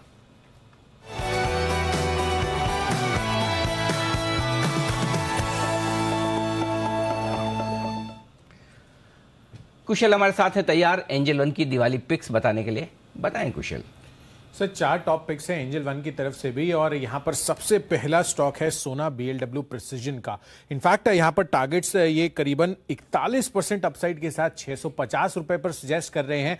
डेफिनेटली जो ऑटोमोबाइल इंडस्ट्री में ग्लोबल इलेक्ट्रिफिकेशन का ट्रेंड बढ़ता हुआ नजर आ रहा है, उससे कंपनी को बड़ा फायदा होता हुआ नजर आएगा। 50% इनकी आय का हिस्सा जो बैटरी इलेक्ट्रिक व्हीकल्स है और जो हाइब्रिड व्हीकल्स हैं उनकी तरफ से आता हुआ नजर आता है। तो डेफिनेटली लगातार कंपनी को नए ऑर्डर्स मिलते हुए दिख रहे हैं, और अब इनकी ऑर्डर बुक 20,000 करोड़ रुपए के भी पार होती हुई दिख रही है। तो डेफिनेटली इससे आगे का जो रिकरिंग सेट ऑफ रेवेन्यूज है वो कंपनी के लिए इंटैक्ट होता हुआ दिख रहा है। इनफैक्ट आय करीबन 2,131 करोड़ की थी FY22 में, और FY24 में यह आंकड़ा ऑलमोस्ट डबल होता हुआ नजर आएगा। इसके साथ साथ जुबिलेंट इंग्रीविया ये दूसरा स्टॉक है जिस पर आपको ध्यान रखना है। यहां पर 32% की अपसाइड पोटेंशियल के साथ 700 रुपए के टारगेट एंजल वन देते हुए नजर आ रहे हैं। ये मान रहे हैं कि जिस तरह से इसका जो है इंटीग्रेटेड लाइफ साइंस प्रोडक्ट्स और इनोवेटिव सॉल्यूशंस का कारोबार है, आगे चलकर यहां पर और भी बेहतरीन ग्रोथ हो सकती है, खासकर लाइफ साइंस, केमिकल्स और न्यूट्रिशन सेगमेंट में। इनफैक्ट अन्य केमिकल कंपनियों के मुकाबले ये इसकी वैल्यूएशन भी काफी सस्ती है, तो डेफिनेटली एक अच्छा एंट्री पॉइंट भी बन सकता है। जहां तक तीसरे स्टॉक की बात है, देवयानी इंटरनेशनल, यम ब्रांड्स की इसने इंडिया में फ्रेंचाइजी ली हुई है, जिसके तहत ये KFC, पिज्जा हट और कोस्टा कॉफी के स्टोर्स चलाते हैं, और FY25 तक पूरी QSR इंडस्ट्री की अगर आप बात करें तो 23% की सालाना ग्रोथ से बढ़ते हुए नजर आएंगे, और इसी वजह से कॉन्फिडेंस इनके टारगेट्स में भी झलकता है। 36% की अपसाइड के साथ 255 रुपए के टारगेट्स देवयानी इंटरनेशनल पर एंजल वन देते हुए नजर आ रहे हैं। और अंत में अंबर एंटरप्राइजेज है, यहां पर सबसे ज्यादा 56% की अपसाइड के साथ 3500 रुपए के टारगेट आते हुए दिख रहे हैं एंजल वन की तरफ से। ये मान रहे हैं कि आगे चलकर जिस तरह से रूम AC कॉन्ट्रैक्ट मैन्युफैक्चरिंग में कंपनी की बादशाहत है, डेफिनेटली यहां पर बैकवर्ड इंटीग्रेशन पिछले 2-3 सालों में जो इन्होंने अधिग्रहण किया है उससे मार्जिन्स इंप्रूव होती हुई दिखेगी। साथ ही काफी सारे नए जो स्टेट्स हैं उसमें ये विस्तार अपनी कर रहे हैं, और नए ग्राहक जोड़ने पर कंपनी का बड़ा फोकस बन रहा है। इनफैक्ट कमर्शियल AC सेगमेंट और एक्सपोर्ट मार्केट में कंपनी ने ऑलरेडी एंट्री ले ली है, जहां पर हायर प्रॉफिटेबिलिटी के चांसेस कंपनी के बढ़ते हुए दिख रहे हैं, और इसी वजह से कंपनी की आय 4200 करोड़ जो FY22 में थी, 24 में 6,850 करोड़ पर पहुंच सकती है। तो कुल मिलाकर यहां पर 4 टॉपिक्स इनकी तरफ से आ रहे हैं एंजल वन की तरफ से, सोना BLW प्रिसिजन, जुबिलेंट इंग्रीविया, देवयानी इंटरनेशनल और अंबर एंटरप्राइजेस। ओके, तो यह है आपके लिए बेहतरीन पिक्स आती हुई मिड कैप शेयरों में। सोना BLW, जुबिलेंट इंग्रीविया, देवयानी और अंबर, चारों ही बड़े इंटरेस्टिंग आइडियाज हैं जो एंजल वन की तरफ से आते हुए दिख रहे हैं। आइए इंडिया मार्ट इंटरमेश, ये है वो कंपनी जिसके नतीजे आए, नतीजे थोड़े ढीले नजर आ रहे हैं। कामकाजी मुनाफा 83 करोड़ से घटकर 67 करोड़ रहा है, मुनाफे में भी कमी आती हुई दिखी है। आय जरूर बढ़ी है, लेकिन बाकी नतीजे थोड़े से ढीले दिख रहे हैं। आय 182 करोड़ से बढ़कर 241 करोड़ है, लेकिन दूसरे फ्रंट पर थोड़े से नतीजे कमजोर है। कुणाल जी आमतौर पर इसके चार्ट्स को हाथों हाथ रखते हैं, 4,400 के लेवल पर हैं इस वक्त कुणाल जी इंडिया मार्ट। सपोर्ट, रुकावट और कोई ट्रेड अगर समझ में आता है तो बताएं। अरे जी, ढीले नतीजे, ढीले चार्ट अनिल जी, बहुत ही सीमित दायरे का कारोबार हो रहा है। बहुत समय से स्टॉक में कोई एक्शन नहीं देखने को मिला है। 4300 और 4600 के बीच में स्टॉक अटका हुआ है। मुझे लगता है अवॉइड करें, बेहतर रहेगा। तो ये है आपके लिए इंडिया मार्ट इंटरमेश, जहाँ पर नतीजे थोड़े से कमज़ोर आपको नजर आएंगे। जैन साहब हमारे साथ कार्यक्रम में शामिल हो रहे हैं। जैन साहब, हाउसिंग फाइनेंस कंपनी में आज बढ़िया खरीदारी होती हुई दिख रही है थोड़ी। कोई स्टॉक है आपके रडार पर जहाँ पर एक्शन हो सकता है? बिल्कुल, हाउसिंग फाइनेंस कंपनीज पे तो उम्मीद के मुताबिक अच्छा हो ही रहा है। देखिए, एनपीएस के इश्यूज अब पूरे एनबीएफसीज में काफी सुधरे हैं और ओवरऑल रियल एस्टेट की जो धीरे धीरे एक डिमांड आ रही है, तो उसके सरोगेट बेनिफिशियरी ये इंडस्ट्री रहेगी। तो मुझे इसमें से LIC-HFL समहाउ अच्छा तो लगता ही है। HDFC और HDFC बैंक का अब एक न्यूज है, but HDFC limited is again great. और अगर छोटी कंपनियों में आना चाहें तो मैं आवास को देखता हूँ, क्लोजली देखते हैं कि काफी अच्छा कर रही है, राजस्थान बेस्ड कंपनी है। और चौथा एक एप्टस हाउसिंग फाइनेंस, ये भी अच्छा लगता है, साउथ में एक अच्छा खासा काम कर रही है। तो मेरे हिसाब से इन सब कंपनियों पे बिल्कुल ध्यान दें। बाकी सारे हाउसिंग कंपनीज भी ऐसा नहीं कि नहीं अच्छा करेंगे, but these are some of my top choices. आपके लिए एप्टस वैल्यू जिस पर रखनी है नजर, थोड़े हाउसिंग फाइनेंस स्पेस पर रखी नजर। सारे स्टॉक्स आपको बाउंस करते दिख रहे हैं। LIC housing finance days high पर इस समय ट्रेड कर रहा है। आइए श्रीकांत जी की तरफ से लेते हैं एक कॉल, बिगुल उनके लिए BTSTT का।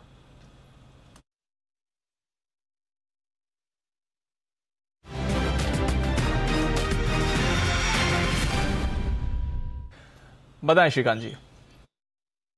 दीपांशु, तो देखिए, अगर BFSI सेक्टर को देखें तो वहां पे ही अच्छी तेजी बनी है और कई सारे स्टॉक्स में अच्छा खासा रिवर्सल पैटर्न बना है। और सबसे बढ़िया बात यह है कि सब में आज के दिन में अच्छा खासा करेक्शन भी हुआ है। हमें लगता है कि स्टेट बैंक ये एक ऐसा स्टॉक है जिससे लॉन्ग करके चल सकते हैं। और ये वापस 560 से लेकर 565 के लेवल्स दिखा सकता है। लेकिन अगर बहुत ही अगर ये ब्रेकआउट में अगर कन्वर्ट होता है, या तो अगर अच्छे नंबर्स अगर ये दे देता है, तो हमें लगता है कि इस बार ये 600 के भी लेवल्स दिखा सकता है। तो काफी एक शानदार परफॉर्मेंस के साथ इस स्टॉक ने रिकवरी बनाई थी पिछले 2 या 3 दिनों में, और अभी करेक्शन के बाद का रिकवरी पाया। तो करंट लेवल से 555, 554 में लॉन्ग करके चले। स्टॉप लॉस यहाँ पे रखे 545 रुपए का, और टारगेट्स रखे 565 से लेकर 575 के। 75 दो टारगेट के लिए SBI खरीदे। आइए चलते हैं सुमित जी के पास भी बिगुल के साथ।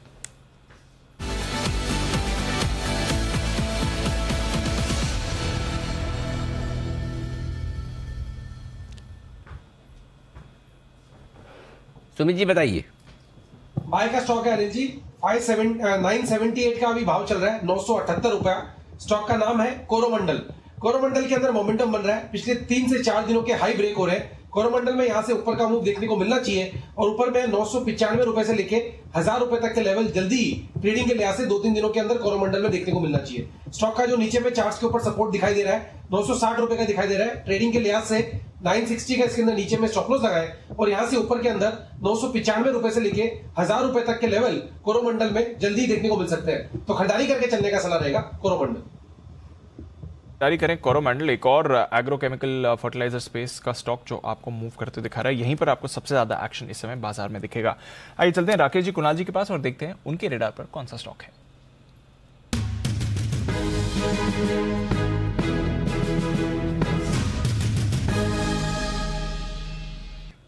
बताएं सर।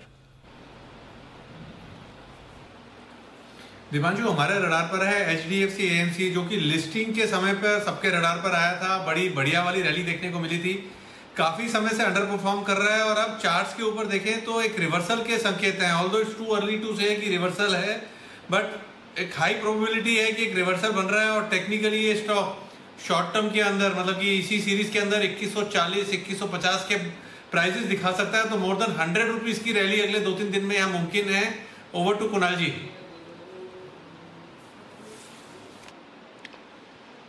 देखिए दीपांशु, सोता हुआ शेयर है ये, जो जाग गया है। चार्ट्स पर जिस तरह के संकेत हैं और जो वॉल्यूम एडिशन हमने पिछले कुछ सप्ताह में देखा है, स्टॉक कंसोलिडेट कर रहा था, लेकिन वॉल्यूम इसमें असाधारण थे। जब कभी ऐसा होता है तो इसका मतलब है कि नीचे के लेवल्स पर अक्यूमुलेट हुआ है और आज प्राइस एक्शन देखने को मिल रहा है। तो हमें लगता है कि स्टॉक जो है 2150 तक जाएगा, जिस तरह का इसका स्ट्रक्चर है, यानी कि यहां से ₹125 की तेजी की पूरी संभावना है। तो एक स्टॉप लॉस रखें 1975 1975 के स्टॉप लॉस से खरीदारी की राय है। पहला टारगेट ₹2100 का, दूसरा टारगेट ₹2150 का खरीदारी की राय है HDFC asset. HDFC mutual fund या HDFC एसेट मैनेजमेंट कंपनी यहाँ के फ्यूचर्स पर खरीदारी करने का है। पिछले कुछ दिनों में स्टॉक्स के अंडर परफॉर्मेंस खत्म होकर अब मजबूती के साथ आगे बढ़ने की तैयारी में है।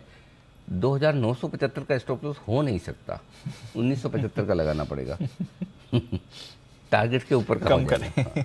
ओके, बढ़ते आगे और अब वक्त है रिलायंस इंडस्ट्रीज के नतीजों के अनुमान जानने का। कल है शुक्रवार और कल आएंगे नतीजे बाजार बंद होने के बाद, ऐसा वरुण दुबे बता रहे हैं। सही है वरुण? हाँ जी। ओके, कैसे आएंगे? खराब। कितने? थोड़े ज़्यादा नहीं, थोड़े करवाएंगे।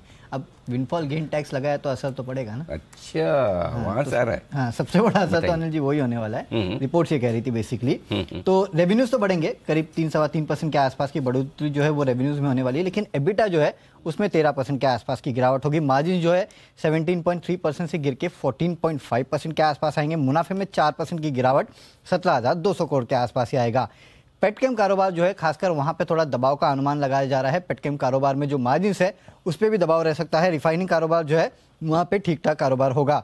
जो विंडफॉल गेन टैक्स लगाया गया है उसका सीधा इंपैक्ट जो है वो एबिटा और कहीं ना कहीं आपको आगे मुनाफे पे भी देखने मिलेगा। जहाँ तक जियो की बात है, करीब 4 से 5% के आसपास की बढ़ोतरी वहां होगी। आरपू सुधरेंगे 175.7 से बढ़ के करीब 177 के आसपास आने का अनुमान है। रिटेल कारोबार जो है हालांकि बेस थोड़ा हाई था, लेकिन उसके बावजूद भी यहाँ पे ग्रोथ का अनुमान है। हालांकि जो पहले ग्रोथ होती थी 30, 40, 50% की, शायद उतनी ना हो, ये काफ़ी सारी रिपोर्ट्स कह रही है। तो ओवरऑल अगर आप देखेंगे तो नतीजे थोड़े कमज़ोर एंड पे रहेंगे और खासकर जो टैक्सेस लगाए गए हैं और पेटकेम कारोबार जो है वहाँ से दबाव आने का पूरा अनुमान लगाया जा रहा है। तो रिलायंस इंडस्ट्रीज बाजार का दिग्गज, परफॉर्मेंस थोड़ी सुस्त रह सकती है, ये आपके लिए संकेत आ रहे हैं जहाँ तक अनुमान की बात है। चार्ट पर भी एक राय ली जाए मोदी जी। रिलायंस इंडस्ट्रीज चार्ट पर 2500 का लेवल सर। बढ़िया है दीप, यहाँ से वो भी और तेजी बन सकती है। 2340 2350 के आसपास डबल बॉटम पैटर्न कंप्लीट हुआ और वहां से काउंटर तेजी दिखा रहा है। और अच्छी चीज चार्ट्स पर नजर आ रही है, सारे इंपॉर्टेंट मूविंग एवरेजेस के ऊपर निकल गया है। जो तेजी है बिल्कुल यहाँ से बरकरार रह सकती है। पहला टारगेट 2580 का बनेगा, उसको भी निकालता तो 2640 तक के अपसाइड मूव रिलायंस इंडस्ट्रीज में नजर आते हैं। पोजीशन है, होल्ड करके चलिए। कोई डिप आता है वहां भी बाय करके चलने की सलाह दे रहे हैं। स्टॉप लॉस रहेगा 2450 का। यह है आपके लिए रिलायंस में खरीदारी करने की राय। नतीजों से पहले मोदी जी को है पसंद। आइए, सिद्धार्थ सेदानी साहब हैं हमारे साथ फोन लाइन पर, यूज करते हैं लाइफ लाइन।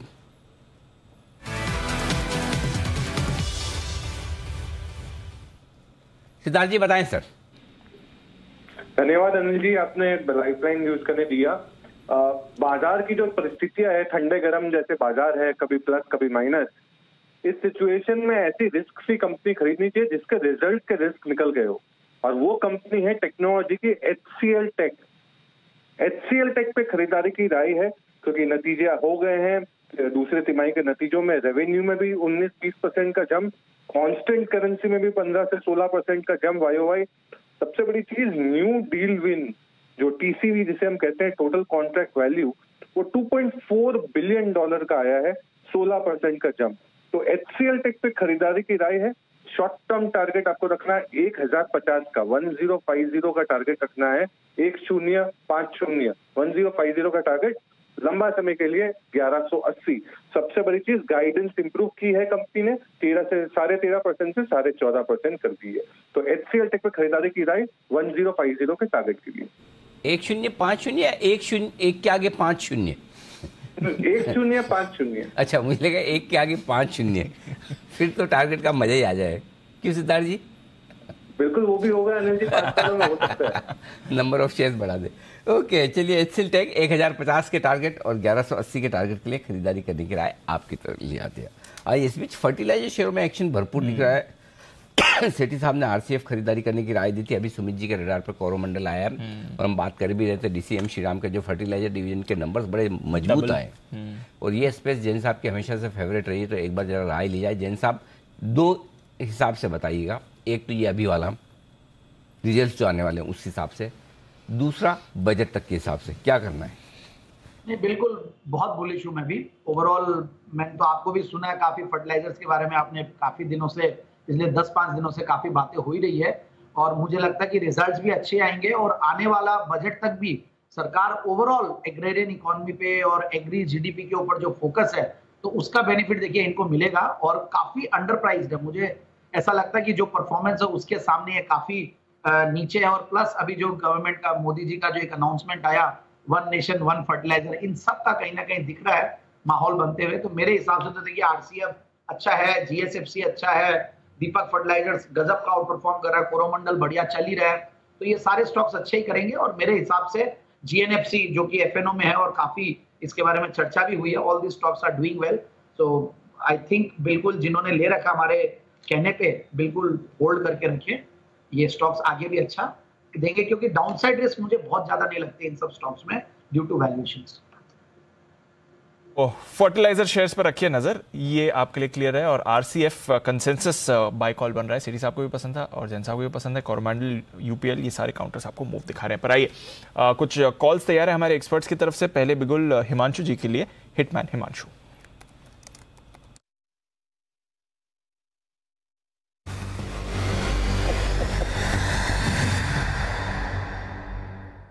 बताएं सर।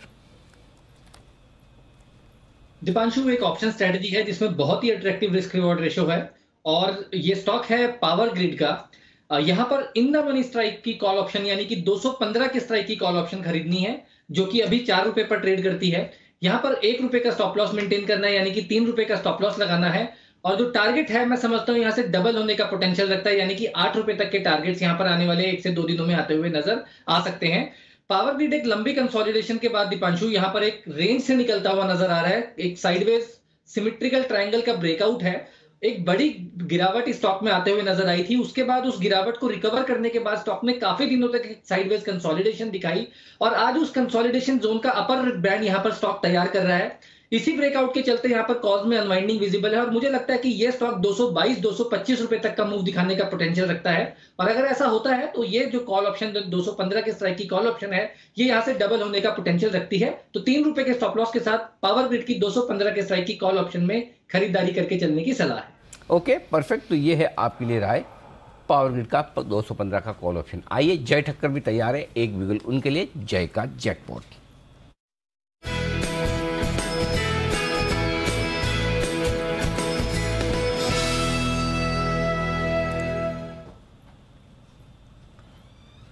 बताएं जय। अनिल जी, खरीदना है अडानी पोर्ट्स का 820 के स्ट्राइक का कॉल ऑप्शन, 14 रुपए 65 पैसे पर ये ट्रेड कर रहा है। ये मैंने कल भी दिया था, कल तो 810 का दिया था, वहां पे टारगेट हासिल हुआ है। आज फिर से एक अपॉर्चुनिटी मिल रही है अनिल जी, तो इसको फिर से खरीदने की सलाह है। 14.65 पर खरीदे। यहाँ पे जो स्टॉप लॉस बन रहा है दैट इज 9.50। पहला टारगेट बनेगा 21.30 and second target will be 24.80। So 21.30 and 24.80 ये दो टारगेट्स के लिए 820 के स्ट्राइक का कॉल ऑप्शन खरीदे। व्यू सेम है, 855 से लेकर 880 तक के लेवल्स हमें अडानी पोर्ट्स पर देखने मिल सकते हैं।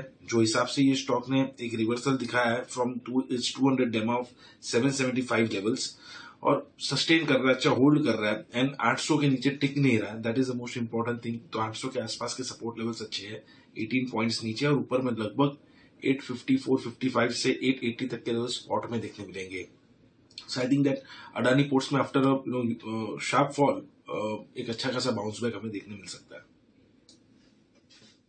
तो ये है आपके लिए अडानी पोर्ट पर कॉल ऑप्शन खरीदने की राय जय ठक्कर की तरफ से। आइए बता दें आपको कि कल आपके लिए एक बहुत ही बेहतरीन शो आने की तैयारी, बिल्कुल, और जो हमने आज रिकॉर्ड किया है वो शो है बाजार के 4 दिग्गजों के साथ, समीर अरोड़ा साहब, मधु कैला साहब, सुनील सिंघानिया जी और नीलेश शाह साहब, इन चारों के साथ ये दिवाली डबल डिमांड वाली।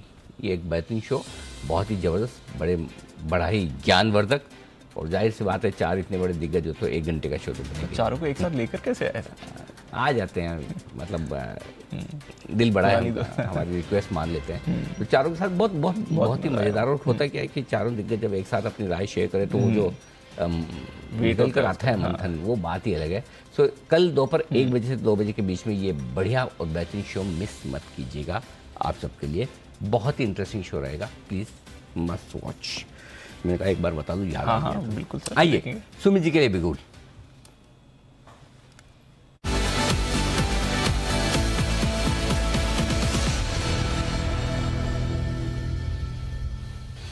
बताएं सर। बाय का स्टॉक है अनिल जी 844 845 का अभी भाव चल रहा है। स्टॉक का नाम है सेंचुरी टेक्सटाइल। सेंचुरी टेक्सटाइल के अंदर एक स्ट्रॉन्ग कैंडल फॉर्म हो रही है, अच्छा प्राइस एक्शन देखने को मिल रहा है और वॉल्यूम्स के साथ ये प्राइस एक्शन आ रहा है। साथ में पिछले 15 दिनों के हाई ब्रेक हो रहे हैं और स्टॉक 200 डीएमए लेवल भी ब्रेक कर रहा है। तो ये बहुत सारे संकेत है जिसकी वजह से ऐसा लग रहा है कि सेंचुरी टेक्सटाइल के अंदर यहां से एक बढ़िया मूव ऊपर की तरफ बनना चाहिए। स्टॉक का जो नीचे में चार्ट्स के ऊपर सपोर्ट है 820 825 के पास है, तो 820 रुपए का इसके अंदर नीचे में स्टॉप लॉस लगाना है। सेंचुरी टेक्सटाइल में यहाँ पे खरीदारी करना है। जिन्होंने पोजीशंस ले रखा है वो लोग अभी होल्ड करें, क्योंकि स्टॉक के अंदर आज ब्रेकआउट है 845 850 के ऊपर आज क्लोजिंग मिलता है, तो फिर सेंचुरी टेक्सटाइल के अंदर यहाँ से एक बढ़िया मूव ऊपर की तरफ देखने को मिलेगा। ऊपर में मेरे को लगता है कि जो टारगेट देखने को मिल सकते हैं 870 रुपए से लेके 880 रुपए तक के लेवल सेंचुरी टेक्सटाइल में इमीडिएटली ट्रेडिंग के लिहाज से देखने को मिलने चाहिए। पोजिशनली 900 रुपए प्लस के लेवल भी सेंचुरी टेक्सटाइल में देखने को मिल सकते हैं। खरीदारी करें 820 के स्टॉप लॉस से 870 880 के टारगेट्स के लिए। ओके, तो ये है आपके लिए सेंचुरी टेक्सटाइल पर राय आती हुई सुमित जी की तरफ से खरीदारी करने के लिए आज से। HUL ये है दिग्गज कंपनी जिसके आने वाले हैं नतीजे। कल आपने नेस्ले के देख लिए, ITC के देख लिए, ITC के आने वाले मतलब अनुमान देख लिया। इतना अच्छा अनुमान तो हम मान के चल रहे अच्छे आएंगे। तो आइए HUL के रिजल्ट्स कल जो आने वाले 2601 लिफाफा लेवल पर जो स्टॉक ट्रेड कर रहा है, कैसे रहेंगे रिजल्ट्स, नूपुर बताइए। रिजल्ट सर ठीक ठाक रहेंगे, हो सकता है अनुमान से बेटर आए, क्योंकि नेस्ले के जब रिजल्ट आए तो काफ़ी अच्छे रिजल्ट्स आए थे। HUL के जो अनुमान है वो इस तरह से, जो रेवेन्यू है वो 13% से इस बार बढ़कर आ सकती है। 14,790 करोड़ का एस्टिमेट है आय का। कामकाजी मुनाफे पे देखें तो जो मुनाफा है वो 3,440 करोड़ के आसपास आ सकता है, 7% बढ़कर।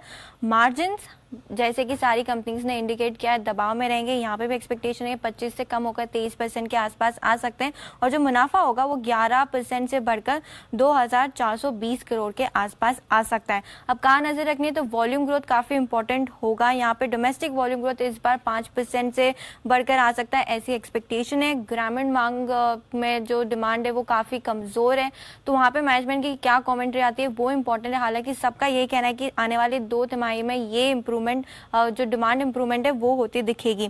होम केयर की बात करें तो 29% से यहाँ पर ग्रोथ आ सकती है। जो beauty and personal care products है वहाँ पे 13.5% की ग्रोथ का अनुमान है, और फूड और रिफ्रेशमेंट की बात करें तो वो भी 9% से इस बार बढ़कर आ सकते हैं। आने वाले क्वार्टर्स में मार्जिन कितना इंप्रूव होता है उस पर नजर रहेगी। ओके, तो एक नहीं 2 दिग्गज FMCG कंपनीज के नतीजे आने वाले हैं। ITC आज और HUL कल, दोनों पर हमारी नज़र बनी हुई है। HUL आज बाजार को सहारा सुबह से ही दे रहा है, अच्छी मूव इस पर बनी हुई है। आई क्लोजिंग की तरफ हम बढ़ रहे हैं, आखिरी 15 मिनट बाकी हैं। रुपए पर रखिए नज़र, शानदार रिकवरी आ रही है। 82.79 का स्तर अब आपको रुपया छूते हुए दिख रहा है। 23 पैसे कल की क्लोजिंग से अगर आप देखेंगे और आज के निचले स्तर से देखेंगे तो लगभग 50 पैसे की रिकवरी आपको रुपए में आती हुई दिख रही है। तो शानदार रिकवरी के मूड में रुपया दिख रहा है। रिकॉर्ड लो से एक बढ़िया रिकवरी आपकी स्क्रीन पर इस समय। आइए चलते हैं मुदित जी के पास और लेते हैं एक मुनाफे वाले मुद्दे।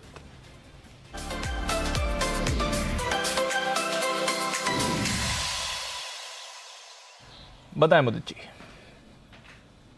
देखिए, आज हमने अदानी एंटरप्राइजेस और माइंडट्री पे बात करी और दोनों ही काउंटर टारगेट के पास ट्रेड होते हुए नजर आ रहे हैं। देखिए, जो डाटा माइंडट्री में निकल कर आ रहा था, ऐसा ही सिमिलर डाटा एक और स्टॉक में निकल कर आ रहा है जहां पर बड़ा अपसाइड मूव यहां से आ सकता है।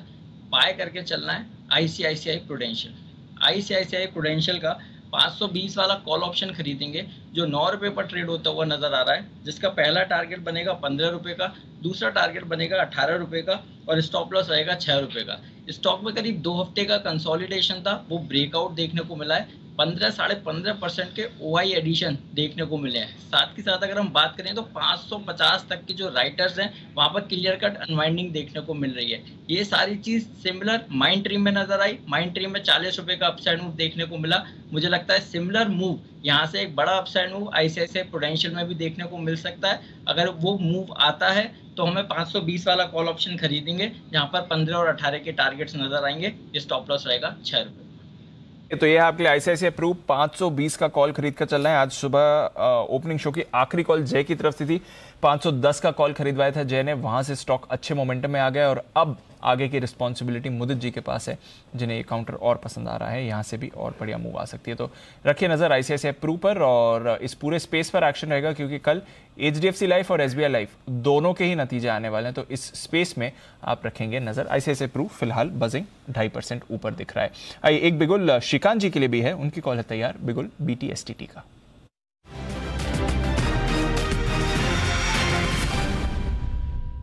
बताएं सर। दीपांशु, हैप्पीएस्ट माइंड यहाँ पे एक हमें लगता है कि अच्छी तेजी बन सकती है। काफी सारे मिड कैप IT कंपनीज में या तो कोई ना कोई पैटर्न बना है, राउंडिंग बॉटम, डबल बॉटम, इसमें एक डिसेंडिंग ट्रायंगल बना है और ये फॉर्मेशन के ब्रेकआउट के बाद हमें लगता है कि स्टॉक काफी जोर से नेक्स्ट इंपॉर्टेंट लेवल्स के लिए जा सकता है, जो तकरीबन 1100 के करीब का है। तो काफी अच्छी अपसाइड समझ में आ रही है। तो करंट लेवल से हैप्पीएस्ट माइंड को लॉन्ग करके चले, जो 1010 के करीब ट्रेड कर रहा है। स्टॉप लॉस हम यहाँ पे रखेंगे 990 रुपए का, तो 20 रुपए का स्टॉप लॉस है, लेकिन टारगेट्स नजर आते हैं 1100 रुपए के। ओके, तो 1100 के टारगेट्स के लिए खरीदारी करें, ये है आपके लिए राय हैप्पीएस्ट माइंड्स पर श्रीकांत जी की तरफ से आ रही है। आने वाले हैं JSW स्टील के भी नतीजे कल, और कैसे रहेंगे ये नतीजे आशीष बताने के लिए हमारे साथ तैयार। आशीष बताइए क्या है बाजार का? दीपांशु, बहुत ही नतीजे जो है कमजोर साइड पर देखने को मिलेंगे, लेकिन मुनाफे का आंकड़ा गेस करना इस बार थोड़ा सा मुश्किल हो रहा है, क्योंकि ब्रोकर्स की रेंज अगर आप देखें तो एस्टिमेट्स की काफी वाइड है। इनफैक्ट कुछ रिपोर्ट्स ऐसी हैं जो बता रही कि महज 120 करोड़ का मुनाफा आएगा, कुछ रिपोर्ट्स ये भी बता रही कि 1800 करोड़ तक का मुनाफा यहाँ पर आपको देखने को मिल सकता है। लेकिन एक बात श्योर और पक्की है कि ऑपरेशनल लिहाज से आप देखें तो तिमाही काफी ज्यादा चुनौतीपूर्ण देखने को मिलेगी। इनका जो कामकाजी मुनाफा है यहाँ पर आपको 65% का बड़ा ड्रॉप देखने को मिलेगा। 10,417 करोड़ से इनका जो एबिटा है वो 3,686 करोड़ रहेगा। मार्जिन आप देखिए 32% से घटकर केवल 9.5% हो जाएंगे, और जो एक जनरल एवरेज हमने निकाल कर देखा है मुनाफे का, उसके हिसाब से आप देखें तो 864 करोड़ का आंकड़ा जो है मेरे पास आ रहा है, यानी पिछले साल के मुकाबले 88% का बड़ा ड्रॉप यहाँ पर आपको देखने को मिलेगा। लेकिन उनकी बिक्री ठीक ठाक हुई है, वॉल्यूम्स ठीक ठाक है, इसके लिए 19% का इजाफा आपको टॉप लाइन पर देखने को मिलेगा। एक्सपोर्ट की वॉल्यूम्स कैसी रही हैं, क्योंकि जो ड्यूटी लगी इसके बाद कैसा प्रदर्शन वहां पर इस पर खास नजर रहेगी, लेकिन आंकड़ों के लिहाज से आप देखिए नतीजे बहुत ही ज्यादा कमजोर आएंगे। ओके, तो आंकड़ों के लिहाज से देखें तो नतीजे कुछ ज्यादा खास नहीं रहने वाले, बल्कि कमजोर ही रहेंगे। मतलब अगर खराब उम्मीद में बिल्कुल थोड़े भी अच्छे आगे हाँ, तो बढ़िया है, तो बढ़िया हो जाएगा।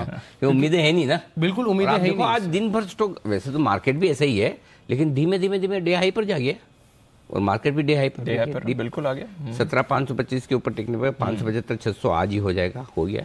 और 40,200 का टारगेट हमारा 150 बैंक निफ्टी का वो भी हो गया, डन। जबकि डाउ फ्यूचर ज़्यादा नहीं बढ़ा है, 28 पॉइंट ही।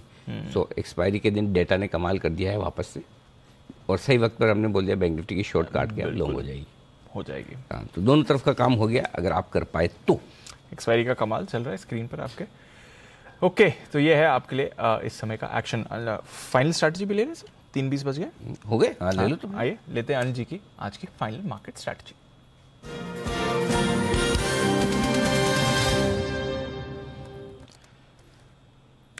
सत्रह 600 की तरफ नजर बनाई हुई है सर निफ्टी ने। डाउ फ्यूचर्स का भी सहारा है, जैसे आप कह रहे थे पॉजिटिव टेरिटरी में आ गया। नैस्डैक फ्यूचर्स 1 पॉइंट पर 1% नीचे थे, अब वो रिकवर होकर 0.5% ही नीचे दिख रहे हैं। Not out of the woods yet, but उतने खराब भी नहीं जितना थोड़ी देर पहले दिख रहे थे। और रुपया शानदार मूव आ रही है अनिल जी, 82.75 के लेवल पर रुपया आ रहा है, अब 27 पैसे मजबूत आपको रुपया दिखेगा। तो कल के तो लेवल्स रिक्लेम नहीं कर पाया, बट हाँ आधा डिस्टेंस जरूर कवर कर चुका है। तो 82.75 पर रुपया आ रहा है आज के 82.26 के लो से। यूरोप की बात करें तो यहाँ पर भी ठीक ठाक कारोबार है। जर्मनी थोड़ा कमजोर है, अदरवाइज यूके और फ्रांस में ठीक कारोबार है। कच्चा तेल आज ऊपर है अनिल जी, $90 था 2 दिन पहले, अब $94 पर आ गया। तो थोड़ा कच्चा तेल पर रखनी है नजर, अदरवाइज बाकी फैक्टर्स तो ठीक दिख रहे हैं सर। बताएं क्या करना है?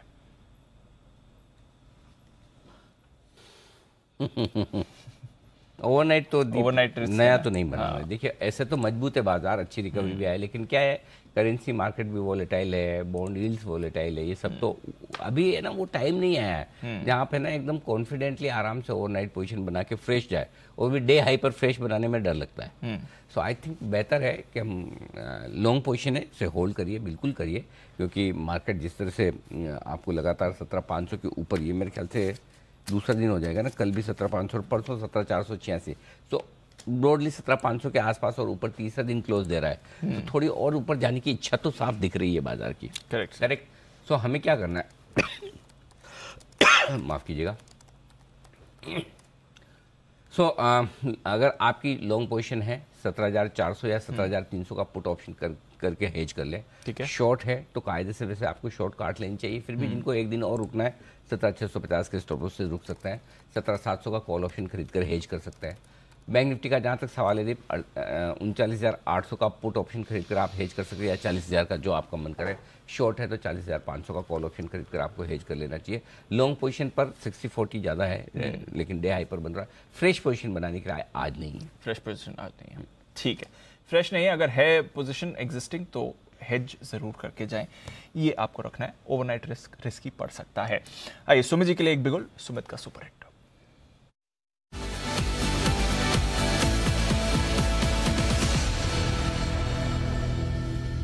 बताएं सुमित जी। दिवांशु, बाय का स्टॉक है, स्टॉक का भाव चल रहा है 1520, 1520।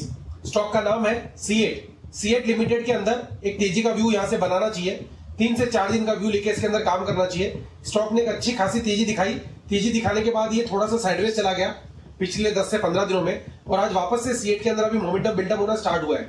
मेरे को ऐसा लग रहा है कि ये स्टॉक यहाँ से 3-4 दिन या हफ्ते भर के अंदर एक अच्छा मूव यहाँ से ऊपर की तरफ दिखा सकता है। 1490 का स्टॉप लॉस लगा के सीएट में यहाँ पे सीएमपी पे खरीदारी करे। 1560 रुपए का इसका पहला टारगेट बनेगा, 1580 रुपए का इसका दूसरा टारगेट बनेगा। ये दो शॉर्ट टर्म के ट्रेडिंग के टारगेट होंगे। ओवरऑल 1600 प्लस तक के लेवल सीएट में आने वाले दिनों में देखने को मिल सकते हैं। 1490 के स्टॉप लॉस से खरीदारी करे सीएट, 1560 1580 के टारगेट्स में। ओके, तो सीएट पर भरोसा आ रहा है सुमित जी को, नखे नजर इस काउंटर पर भी एक्शन आपको बनते हुए दिखेगा। बैंक निफ्टी को एक बार पुल अप कर लेते हैं, जो हम बात कर रहे थे, और अच्छी मूव आ रही है बैंक निफ्टी में। 40,150 के करीब अभी बैंक निफ्टी आया था आपकी स्क्रीन पर। मूव आपको बढ़िया दिख रही है बैंक्स में, निचले स्तरों से करीब 300 अंकों की रिकवरी के साथ। आइए बैन से बेनिफिट क्या है अपडेट जानते हैं आशीष के साथ।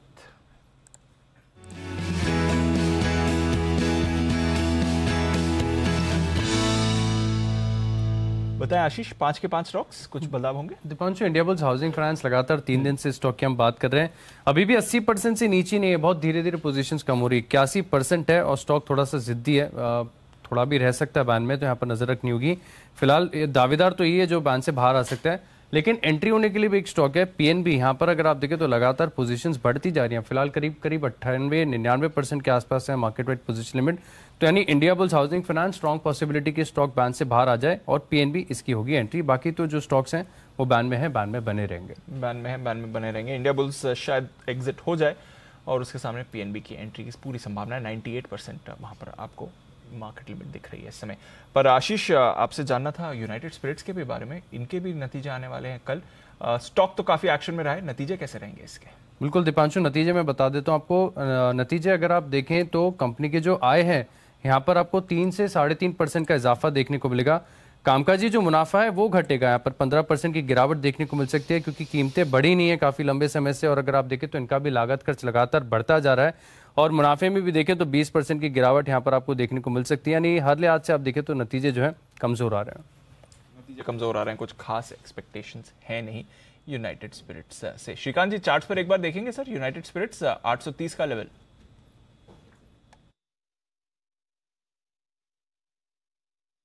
ये दीपांशु, अगर इस स्टॉक को अगर देखें तो इसने कई बार मल्टीपल टाइम्स 815 825 के रेंज में सपोर्ट लिया है और एक रिकवरी वाला ट्रेंड किया है, बट 850 860 में हमेशा फेल भी हुआ है।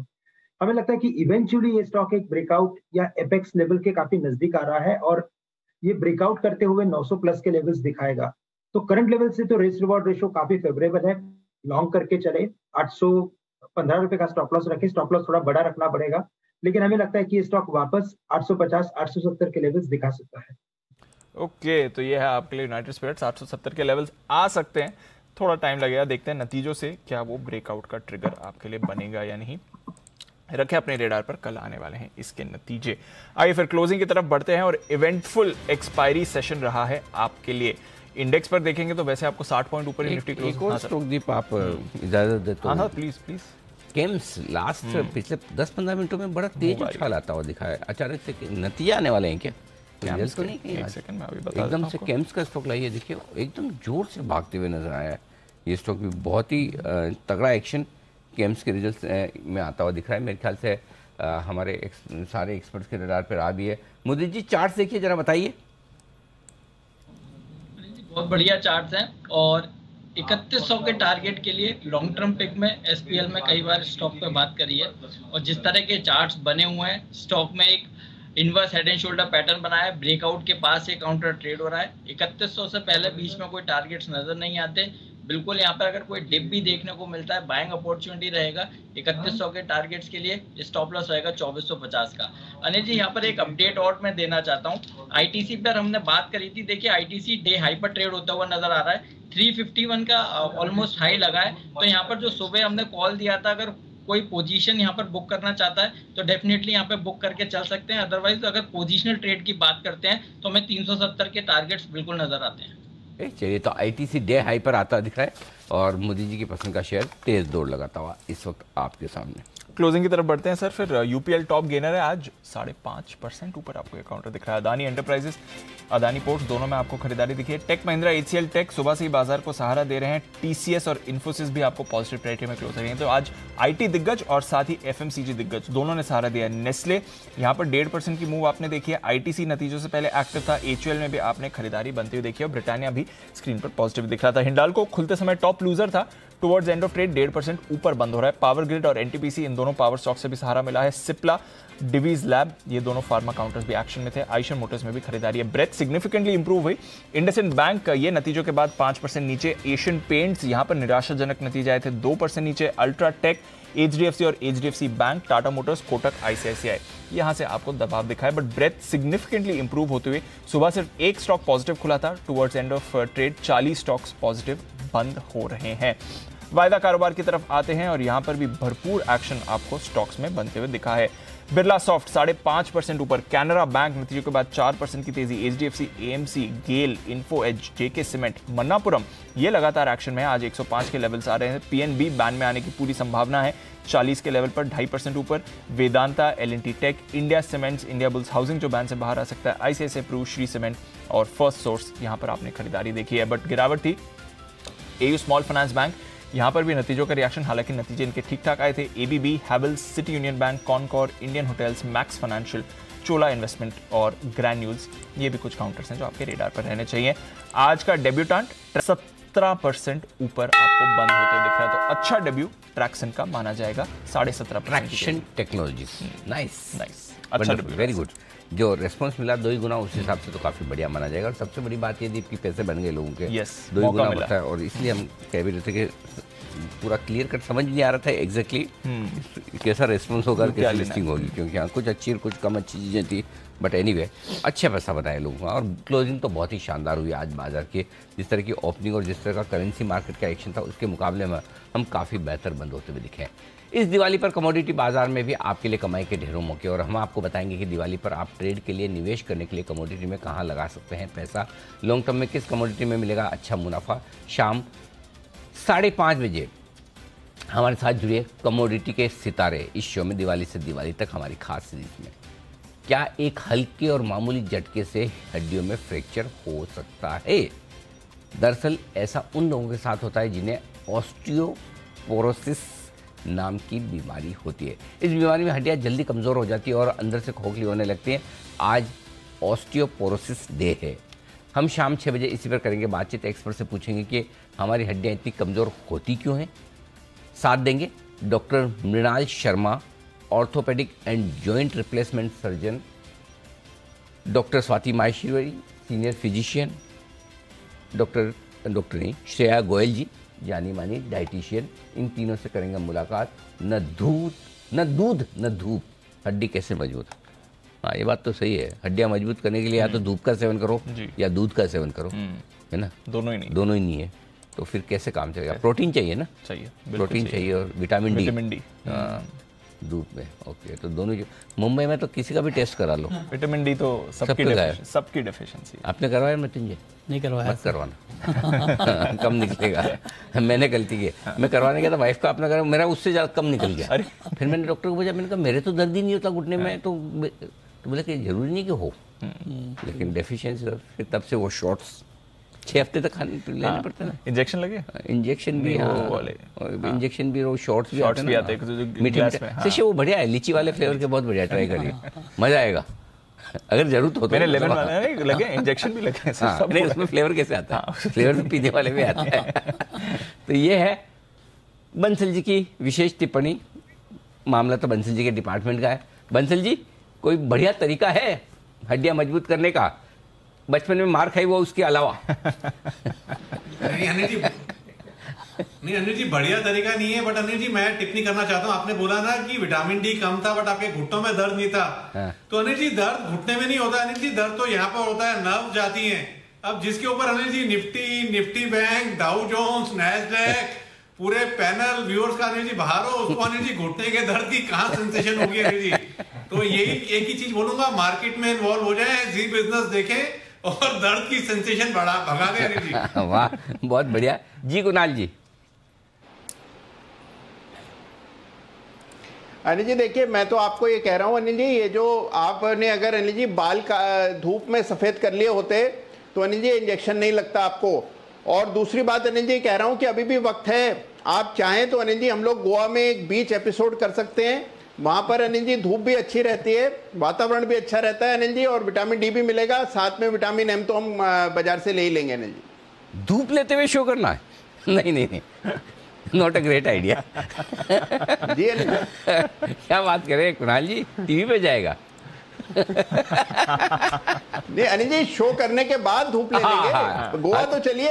हाँ, लेट्स बी क्लियर है, मतलब आप पहले ऐसे बराबर साफ नहीं बताएंगे तो आदमी कैसे हिम्मत करेगा जाने के। तो हिमांशु जी कुछ कह रहे हैं। जी हिमांशु जी। अनिल जी, मैं ये कह रहा हूँ कि कुणाल जी का बहुत ही नेक आइडिया है ये, क्योंकि जैसे ही दिवाली होगी यहाँ पर दिल्ली एनसीआर में इतना घना पोल्यूशन की लेयर हो जाएगी कि हमें तो वैसे भी यहाँ से बाहर निकलने का मौका चाहिए। हाँ, ये तो नेक अच्छी जगह कोई नहीं हो सकती। हाँ, ये नेक आइडिया दिल्ली वालों से अनेक बार आ चुका है। इस पर एक कमेटी बनाई जाएगी, उस कमेटी की रिपोर्ट आएगी, रिपोर्ट आने के बाद उसे प्रस्तुत किया जाएगा, प्रस्तुत करने के बाद उस पर विचार किया जाएगा और फिर लंबे समय बाद उस पर डिसीजन होगा। क्या बात है, इतना जल्दी? अगली दिवाली तक ही? बस, वेरी ऑप्टिमिस्टिक। इतनी लंबी प्रोसेस बताई हमने। आइए, इस बार दिवाली में महंगाई का डबल झटका लगा है। बढ़ती महंगाई और गिरते रुपए ने कई लोगों की प्लानिंग को पटरी से डीरेल कर दिया है।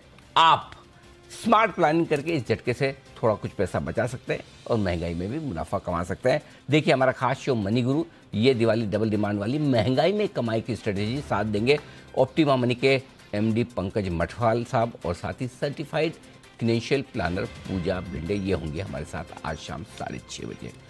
वैसे कोई चिंता की बात तो है नहीं, लेकिन फिर भी कुछ दिनों से कोरोना फिर से सर उठाने लगा। इसके पीछे कोरोना के 2 नए वेरिएंट हैं जिन्होंने पूरी दुनिया में कोरोना पर फिर से बहस छेड़ी है।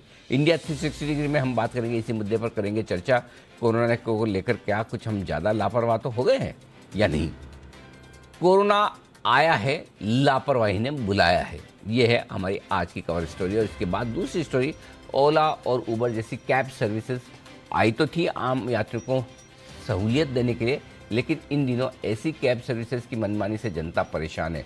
किराया मनमाना, कैंसिलेशन मनमाना, गाड़ियाँ साफ सुथरी नहीं, गंदी सी, ड्राइवर बदसलूकी करते हुए, ऐसी शिकायतों से आम जनता से लेकर सरकार तक परेशान हो चुकी है। इसलिए जी बिजनेस ने आपके हक के लिए शुरू की एक खास मुहिम, जिसमें हमने एक कैब एग्रीगेटर्स की मनमानी को न सिर्फ रिपोर्ट करेंगे बल्कि जवाबदेही तय करने की भी कोशिश करेंगे।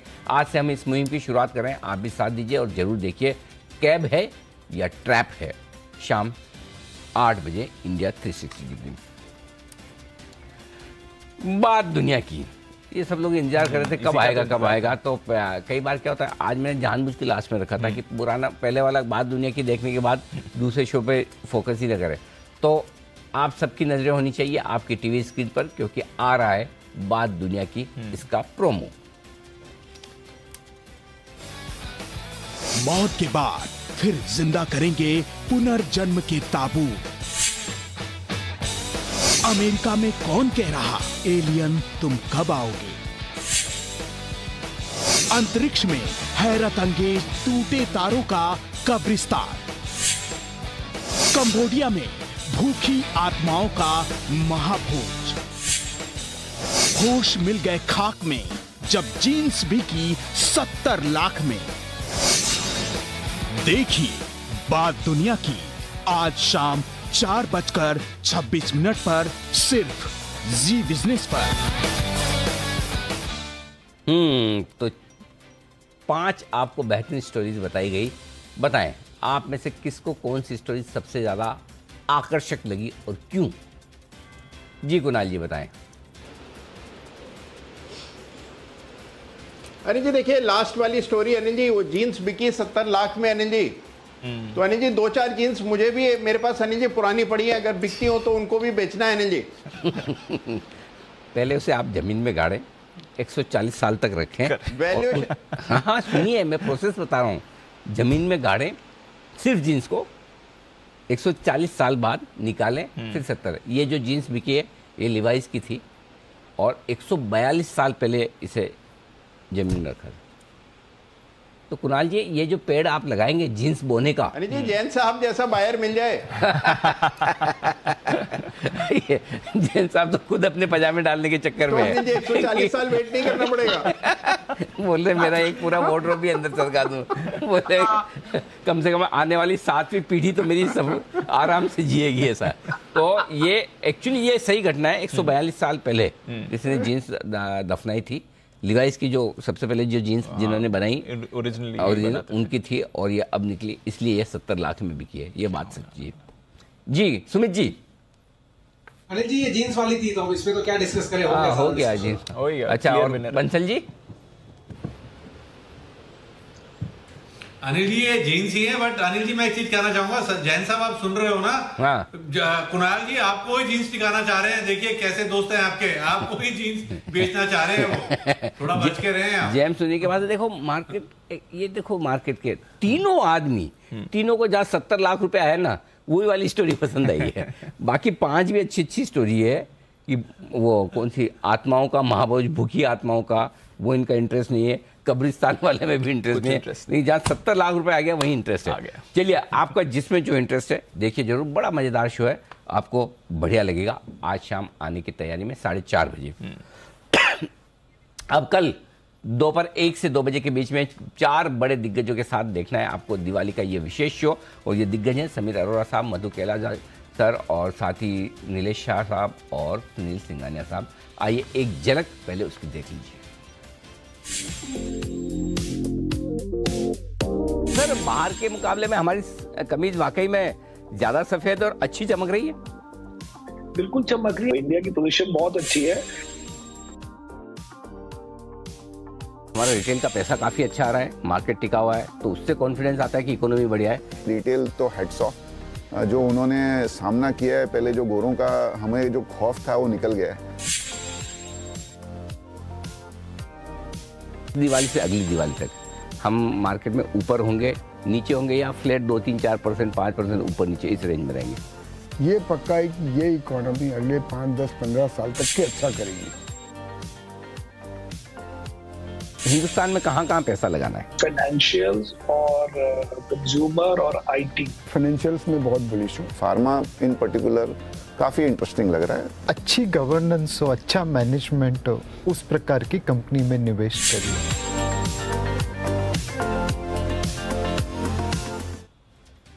तो ज्ञान और साथ ही साथ आपको पूरे बाजार के आउटलुक के साथ ये शो कल दोपहर 1 बजे देखने के लिए रहेगा तैयार। विदा लेने का वक्त है आप सभी से। कुणाल जी, राकेश जी, सुमित जी, जय ठक्कर साहब, हिमांशु जी, मुदित जी, दोनों एक ही है, और श्रीकांत साहब और जैन साहब, आप सबका बहुत बहुत धन्यवाद आज समय देने के लिए।